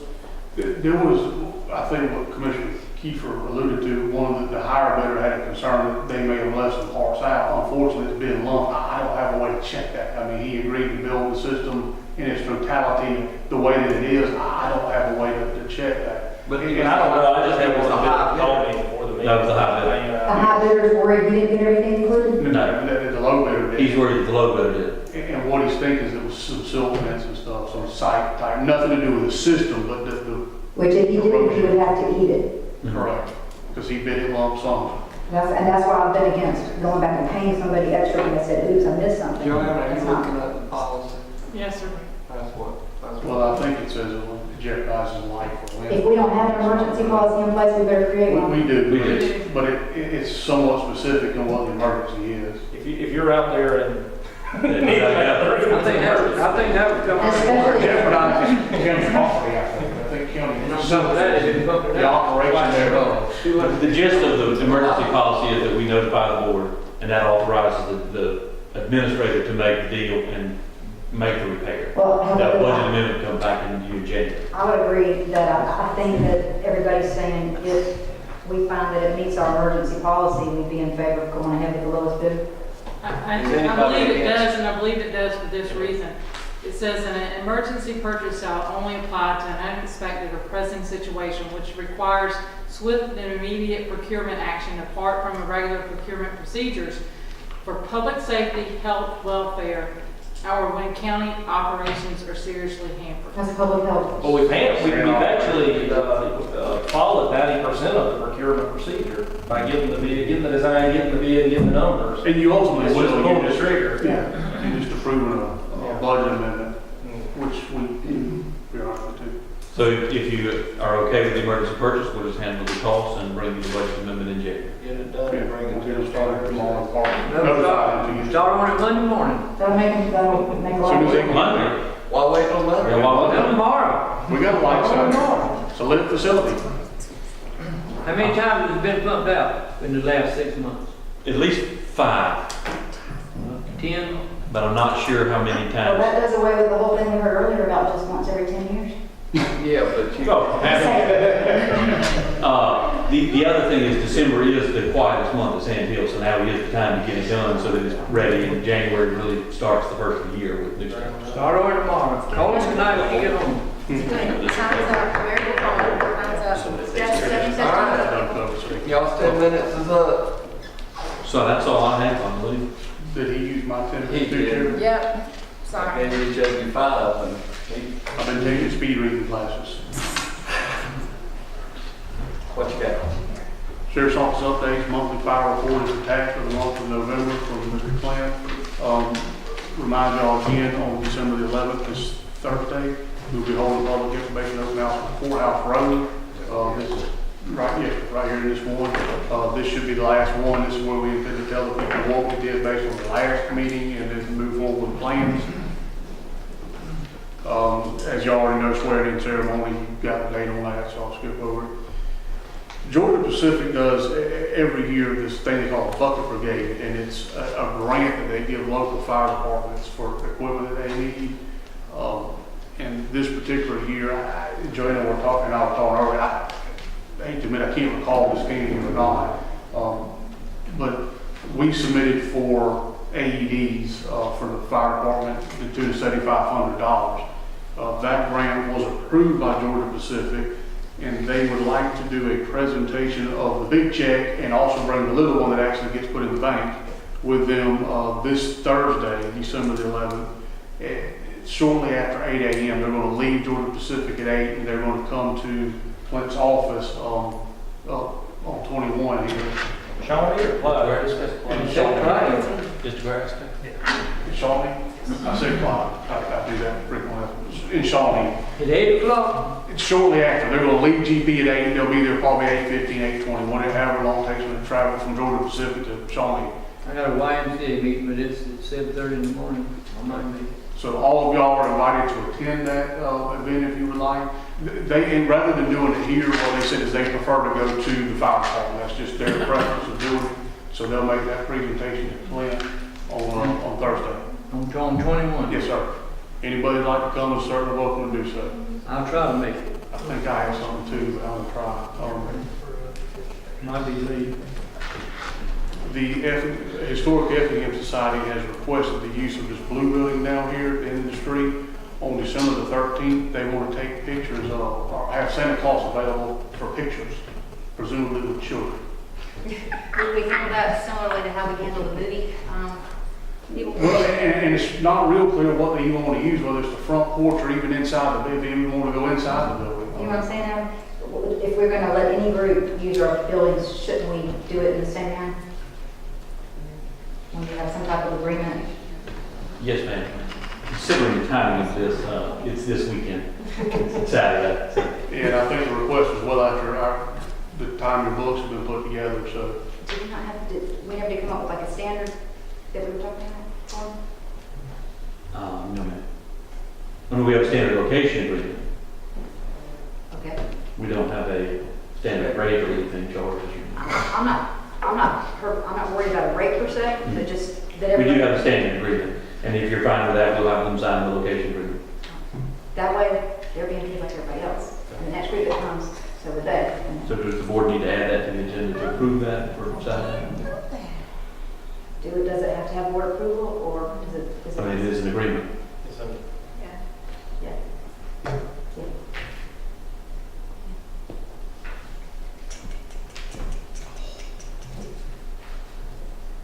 Is that going to be used? And you're saying we didn't receive the request until like 2 days ago? To use it this week? If they're on the front porch. And I don't know that they are. I don't. If they're on the front porch, anybody could walk up on the front porch and say, I could, anybody else. If you want to go in open the door, But if you're, go in, you're turn the gonna light switch. allow a group, because there's other groups that's going to want to use the building too. They should all have to follow the same protocol. Yeah, but the difference is that if that's the policy, then we need to set it across because we have people use this building and All the haul time. down the way every Social hall other is weekend. used for Yeah. Okay, but what you're saying about that is nobody asked us. That's family correct. reunion. Nobody asked the board of commissioners, so if y'all want to let people use stuff and don't ask us, then I don't even know about it. No, about No, but She said she. So why are you asking me about this I'm about? not even sure what we're talking about at this point. Moving along, number 7. Why did you ask me about this one? Ask you about what? Okay. I'm sorry, I was confused. I think I know number 6 is different on here. Different year. Santa's only going to bring a lump of coal this year. ACCG Friday legislative briefings. During the legislative session, ACCG holds weekly informal legislative briefings. They will be beginning on January 16th, 10 a.m., held in room 320 at the Coverdale Legislative Building. I'm sure all of y'all are going to drive up every Friday for these. If you do wish to attend though, there's a form that should be in your package and you can get with Stephanie. They want your contact information. They only want information for people that plan to attend the meetings. So if you don't plan on attending, don't worry about it. If you do, you might want to just fill that out, get it to Stephanie, she'll get it turned in for you. GMA, I'm going to skip that for a minute. Go down to the winter session, continue with ACCG number 9. The 2015 winter session is going to be held February the 9th, 2015 from 7 to 3:30 at the Atlanta Marriott Marquis. If y'all want to go to that, the deadline to register for the rooms is January the 9th. So you can get with Stephanie later. What's February what? February 9th. February the 9th. Yes, sir. And then that continues to number 10, district days at the Capitol will be February the 10th, the day after, from 8 till 11. And this is where the district days are designed to give you an opportunity to spend time with your legislators, attend the board committee meetings, get briefed on key issues faced by ACC policy staff, and become involved in the process. So this is where they have their legislative people, ACCG, to kind of brief you on the the session, that'll be on the 10th. So the Lifelong Learning Academy is on the 9th, and others at the 10th. They have rooms reserved for both days, 9th and 10th, at the Marriott Marquis, where the Lifelong Learning Academy will be held, and the district days at the Capitol is going to be in the Empire Room at the Twin Towers, so it's right across from the Capitol there. So if y'all want to go to that information is included there too. We already talked about animal control, so let me back up the GEMA disaster match. You may recall Mr. Meyer coming in dribbling information from y'all. The last time he walked out, he said, congratulations, y'all are now complete. There's a letter there from GEMA in which we are now qualified. We met all the incentive standards outlined in the Georgia Emergency Management Agency, Homeland Security, Federal, State, and Local Disaster Master Policy. So all of that's been met at this point. And what that means is we're now qualified to receive a reduced local match for public assistance programs subsequent to a presidential disaster declaration, which means we get the same rate the state pays. I don't know what that is, but it means we're reduced from something. So all of the pieces that he brought to y'all are paying off in dividends the first disaster we have.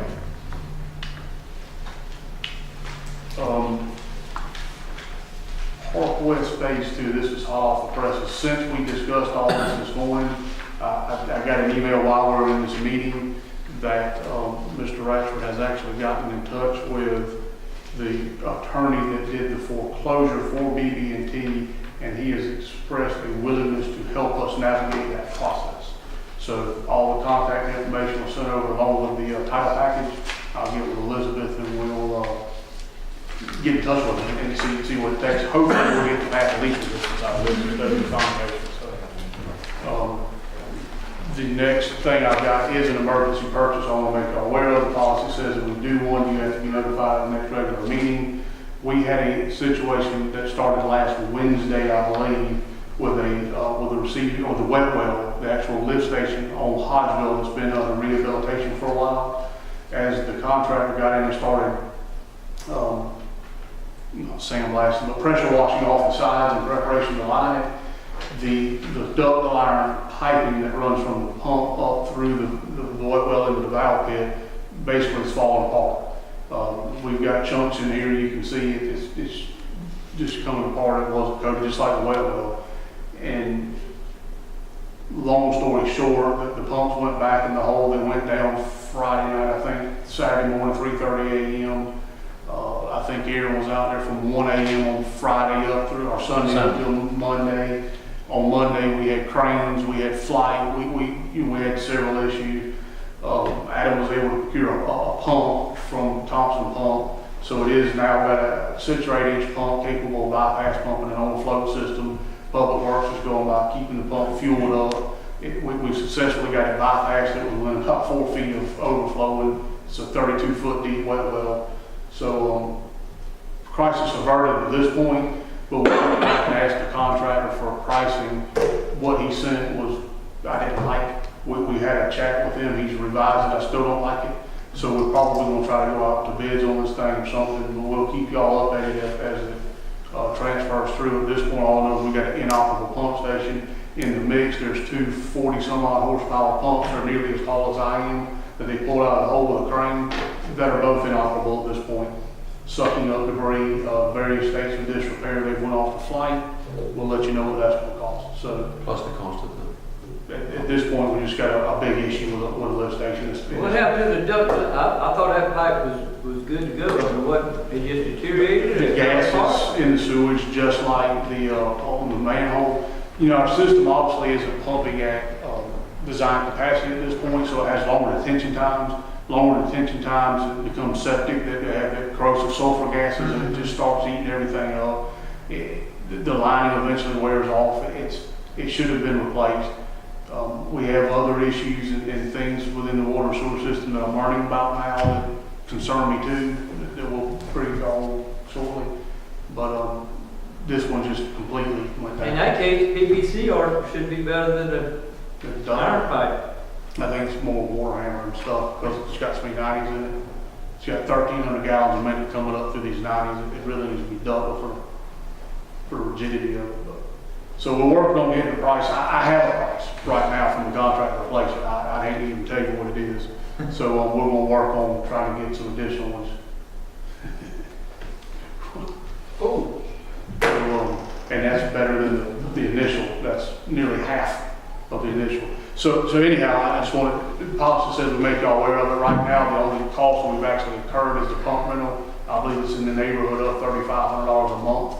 It probably is gonna take that before it's over with, plus the fuel that we'll put in it, which we're supplying, so I don't know the direct cost on that. Plus flight, since we've sent them. Plus flights cost, and we don't know that till they get the pumps completely taken out. They've got it far enough to know that one of them, the volume's completely shot, one of them's had something in it for quite a while. It's worn grooves where there shouldn't be grooves, and they had quite an array of things they pulled out of it.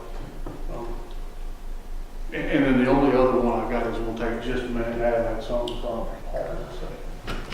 A certificate of substantial completion has been received on the sheriff's office project. That would be on your January meeting. The sheriff is also interested in possibly moving into the facility next week. I have a meeting with him tomorrow to discuss any odds and ends of outstanding issues. But he will either move in next week or sometime in January. They have a temporary CO and they can move in with that? Yes, I believe they may have a permanent CO now. Okay. They do have a TCO. Okay, and one thing that I'd like for you to do, when you bring to us to give that final release of funds on the substantial completion, is verify with Sheriff McDuffie that he is satisfied. If he has any outstanding problems, I want to know about that before we make that vote, so that. He actually, the engineers and designers punched list of the building 2 weeks ago.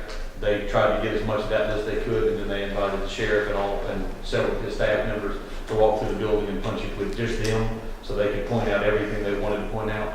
They accumulated both those lists. They've got a running list. They updated daily, our weekly. So you're saying that's going to be brought to us the first meeting in January? I would assume so, yes, ma'am. What is that date? 6th. Okay. He just needs to know that, so that if there's any items, it's important to him, we understand it.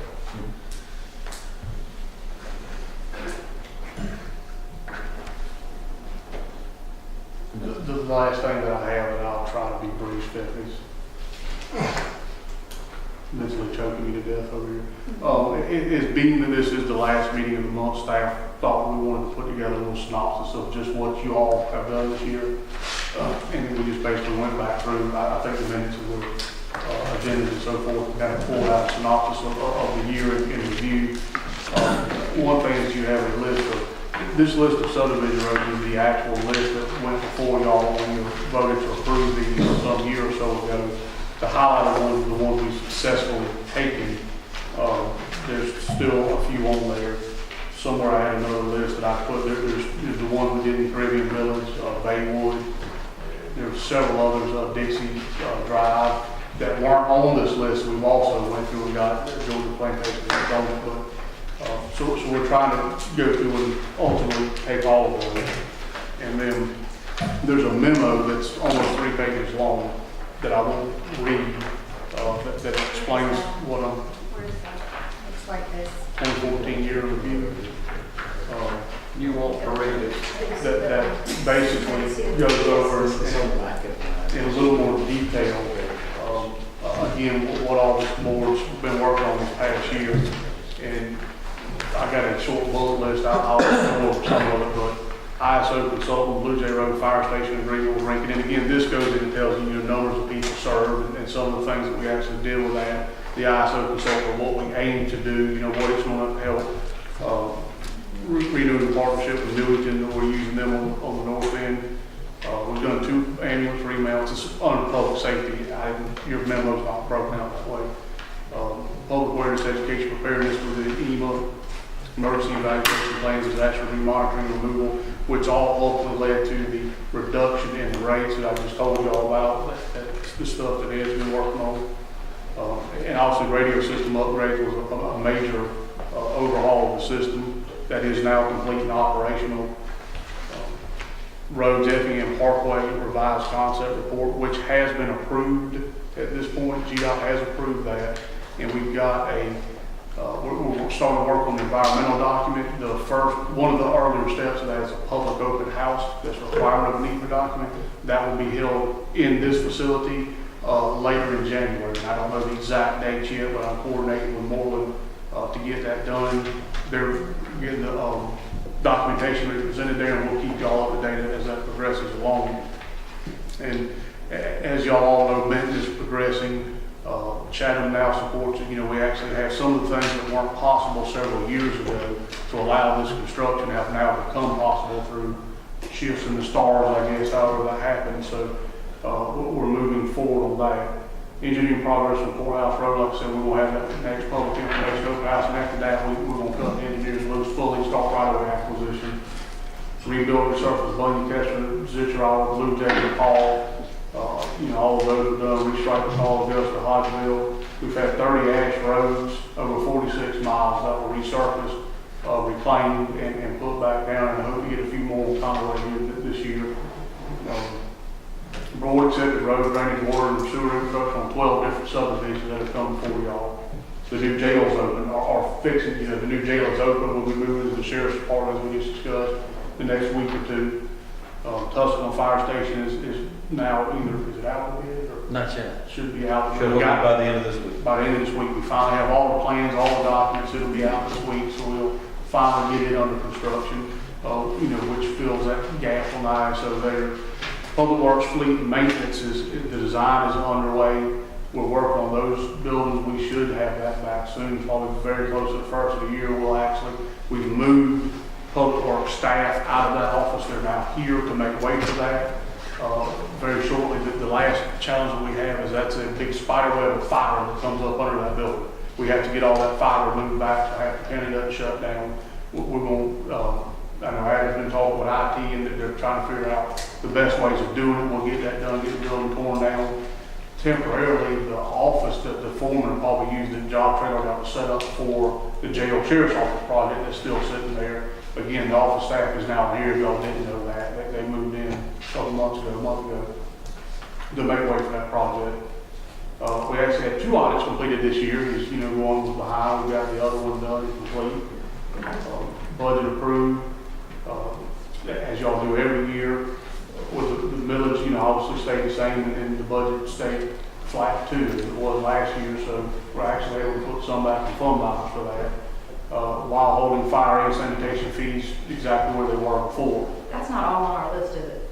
Mm-hmm. It is? I have a bit of a different list than you, but it is on there, yes. Okay. Mine's a bullet list. Yours has an explanation behind what I'm saying. I'm sort of a little part of it, but so those fees remain the same, and we actually are going to try to do some things with sanitation. We're having a conversation with Republic now about them operating that facility, which we think will help in the budget process going forward next year too. That's not on the list. Sorry, we're off script. Cleaned up the reporting on senior citizens, craft fund, and prison staffing funds. Some of those old funds that the audit pointed out are out there. You did another tonight with education fund. Grant administration, we've administered several grants throughout the process. Again, there was another one that came in today with Bucket Brigade. Within HR, we have 2 new employee benefits programs, South University and Energy One Credit Union now an option. That's been added. Negotiated positive change with employee major medical. So as y'all are aware, we went through the health care update last year. We were able to keep that within our budget and still keep adequate health care for everybody. Retirement plan, I think the plan is still performing well. So our 401A, Bs, whatever they have, our 457s and all, and our DB actually does very well, exceeding expectations in the market. In recreation, revised the impact fee study to be able to free up some of those funds that are sitting out there to be used for recreation, growth-related projects within recreation. Started the comprehensive recreation master plan, which will culminate in January. The first meeting. We actually got that today, the final draft of that, the drawings and so forth. Y'all, as you know, have went forward to purchase a piece of property that should happen very soon. I got the plat today, sent it, and in fact, I need to get with you on the closing date. I won't know if we can do it this week. So the next week or so, we'll actually close on that particular property. because they're within the county. Mowing services are now being contracted out, so that's going to help free up some staff time, helps reduce our contract and vehicle maintenance, insurance, liability maintenance, that sort of stuff. Had a pilot program with WEX to save money there. That is basically all but done. We'll be bringing that back before y'all pretty soon to actually ask your permission to move forward with that. January. Yeah, purchasing and finance is completed, and it does appear to save money. It's simpler. Moving forward with that process, that's the way we think we'll go. Helps get rid of these tanks. We'll keep them for emergency stuff, but we don't have some of the maintenance upkeep. And hospital agreement, as y'all know, we were able to actually solidify an agreement with the hospital to clarify funding. That's been a bit of an issue for some time, and part of that is we transferred some land that we didn't have immediate use for to the hospital. Continues and guarantees their future ability to expand and their growth and helps them out tremendously. The MS4 that we've come into, we've actually done a stormwater management plan, which I'll say that has been approved. EPD sent a letter approving that. It's now done. You approved the MS4 mapping. We're going forward, some of the code revisions and so forth that we've done. We'll continue to bring some to you. Summer food, y'all continue to support that this past cycle. And I will have to say that Stephanie successfully navigated her way through the Board of Education, picking up that program this following year. So it will not be in y'all's budget next year, but the program will continue back to where it probably should have been all the time in the board. They're more outfitted to do this, so they're going to pick that up next year. Very good. Very good. Then we had some previous agreements. We got a new fleet maintenance provider, which is going to help us with internal stuff. I think with some of the reporting and all we're sort of excited about. Amended SOPs for animal control, and financial policies. And those are, again, y'all, And all the contracts. contracts. And I'm sure I missed a lot of things. I just want to, go back to some of it. Y'all have been busy, and I'm going to say this, that over the next couple of weeks, I hope it gets quiet, and what staff's going to work on doing is loading the car back up. So we're going to have a big list for y'all beginning next January. And that's our plan, is to load it back up and then have y'all prioritize it for us. The goal is we want to bring y'all a big list and have you set priorities, and we will try to create a checklist and see if we can't move forward. But one thing I'll say that I think is really positive is some of the books that's like this that would have taken us till midnight a few times, we've been able to get through those things, working together reasonably and doing them in a reasonable amount of time. So I think we're making good progress. And we certainly made progress on y'all's side. I still have some work to go clearly. Yeah, we were doing good. I'll work on that. Stephanie, do you have consent agenda items? Much more? Putting consent agenda items? And I'm sure I'll miss some. Those are We love consent agenda. Well, we appreciate all the hard work that all the staff's done. Y'all have really worked. You got anything? No, sir. I think the list that Toss gave isn't all inclusive, but it certainly is a tremendous amount that's gotten done this year. I think we all should be proud. I want to bullet point one with all inclusive email to me as soon as possible. Yeah, you got something. How about the inmates? I've had two people question me the last couple of weeks, they can't get any inmates, and we just passed something our last meeting, sending them to Bloomingdale, Georgia. You're talking about county departments not being able to get inmates? Yes. He's saying if we send them to Bloomingdale, you know, he's talking One about. of them was the rec department, the other was the old jail museum over here. They wanted one to help clean them up, and they called over there and they said, well, we don't know when we can get you one. We have inmates to get everybody what they need to do. The state is going through a new classification system, and I can vouch for this building can vouch for this. It's been frustrating. They're literally changing people's classifications that have been classified as minimum security for 8 years, and they're putting them back to maximum. Some of them are being shipped out of here and going to different facilities, even though they've been working in the work camps. So it's the transition, and once all this shakes out, we've been through 2 inmates here in the past 2 weeks. Elections and extension has the same problem. They're getting the inmates. The problem is they might get them today, tomorrow they don't get one, and the next day they get a different one. But it's just a part of the state's classification system. We're working through it every way we can. The deputy warden's been on the phone with her supervisor with the state, or her contact with the state, to try to actually override some of the changes that the computer system is using. Are you saying it's a temporary problem? Yes, ma'am. All right, well, I was wondering why they couldn't get one, we just okayed our last meeting to send them to Bloomingdale. So we don't need to send them to Bloomingdale if we need them in Effingham County. That's correct. I agree with that. If we have some leftovers, then we can send them out. I didn't say that, I said that. That's it. Bill? No, I mentioned Nellie Road, I talked to you on that email. And I followed the truck, and that's what made me send the email to you. Yeah, and I'm glad you mentioned, let me clear up some miscommunication that I gave you. I thought that there was a sign south of Nellie going north, pointing towards Plant McIntosh. What I asked Jerry to do was get one to go north of Nellie going south for GP. Neither of those signs exist. Coincidentally, Kerry called me yesterday. They had just ordered a new round of signs, one of which is to go, two of which are to go north of Nellie. One says GP 1 mile ahead. Then she has another one that's going to go just north of Nellie for people traveling south. It says 0.7 miles ahead. So it should be pretty clear that you're not there to keep going. And we put another sign on Nellie Road. So Jerry and I talked today. He actually gave me a list of every sign that's out there. He had Andy go out and mark them all up. So what I finally told him was, I don't have to confuse at this point. Let's get her signs. Let's put them up, and then let's see what all is needed, and then we'll fill in the gaps. Yeah. So And I think that was all. There is one going on Nellie Road, but the way it's, when you're going south, the truck could almost be turning on and then see it. well, she had orders, and I'm sure she told me that. I didn't realize when I said that to you. So Jerry was going to, he told me today 9 o'clock in the morning, going to pick them up. So they'll have them 9 o'clock in the morning, and we'll get them hopefully this week installed. And once they're all in, we're going to see where we're still lacking, and we'll fill in the gaps. Can I tell Mr. Leroy that? Okay. Or you want to wait until they're up? Just picking them up. Yeah, I mean, if you want to, I'll wait. I'll wait. Yeah, but Make sure they get. But now, what I'm saying is, I think it's only be one side of Nellie. I think it'll only be on the north side going south, going to GP. There won't be one going north for Plant McIntosh, because GP ordered them. They only ordered for them. Yes. So we're going to have to get the Plant McIntosh side. So that side will not be in this week. The rest will. I think she had more than 2. Okay. She confused me with all. She was going to send me something where I was at.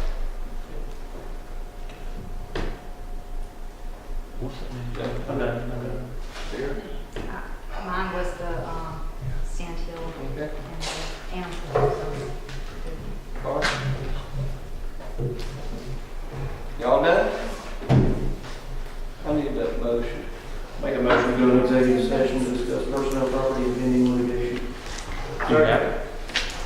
Motion and a second to adjourn to executive session. All in favor? None opposed? Who stands so adjourned? Back in session. We have before you the minutes for the executive session of November 18th. You've reviewed those. I have a motion. Make a motion to approve the executive session minutes for November 18, 2014. Second. Motion and a second to approve. All in favor? Aye. Any opposed? So carried. Any other business to come before this board? Make a motion to adjourn. Second. Motion and a second to adjourn. All in favor? Aye.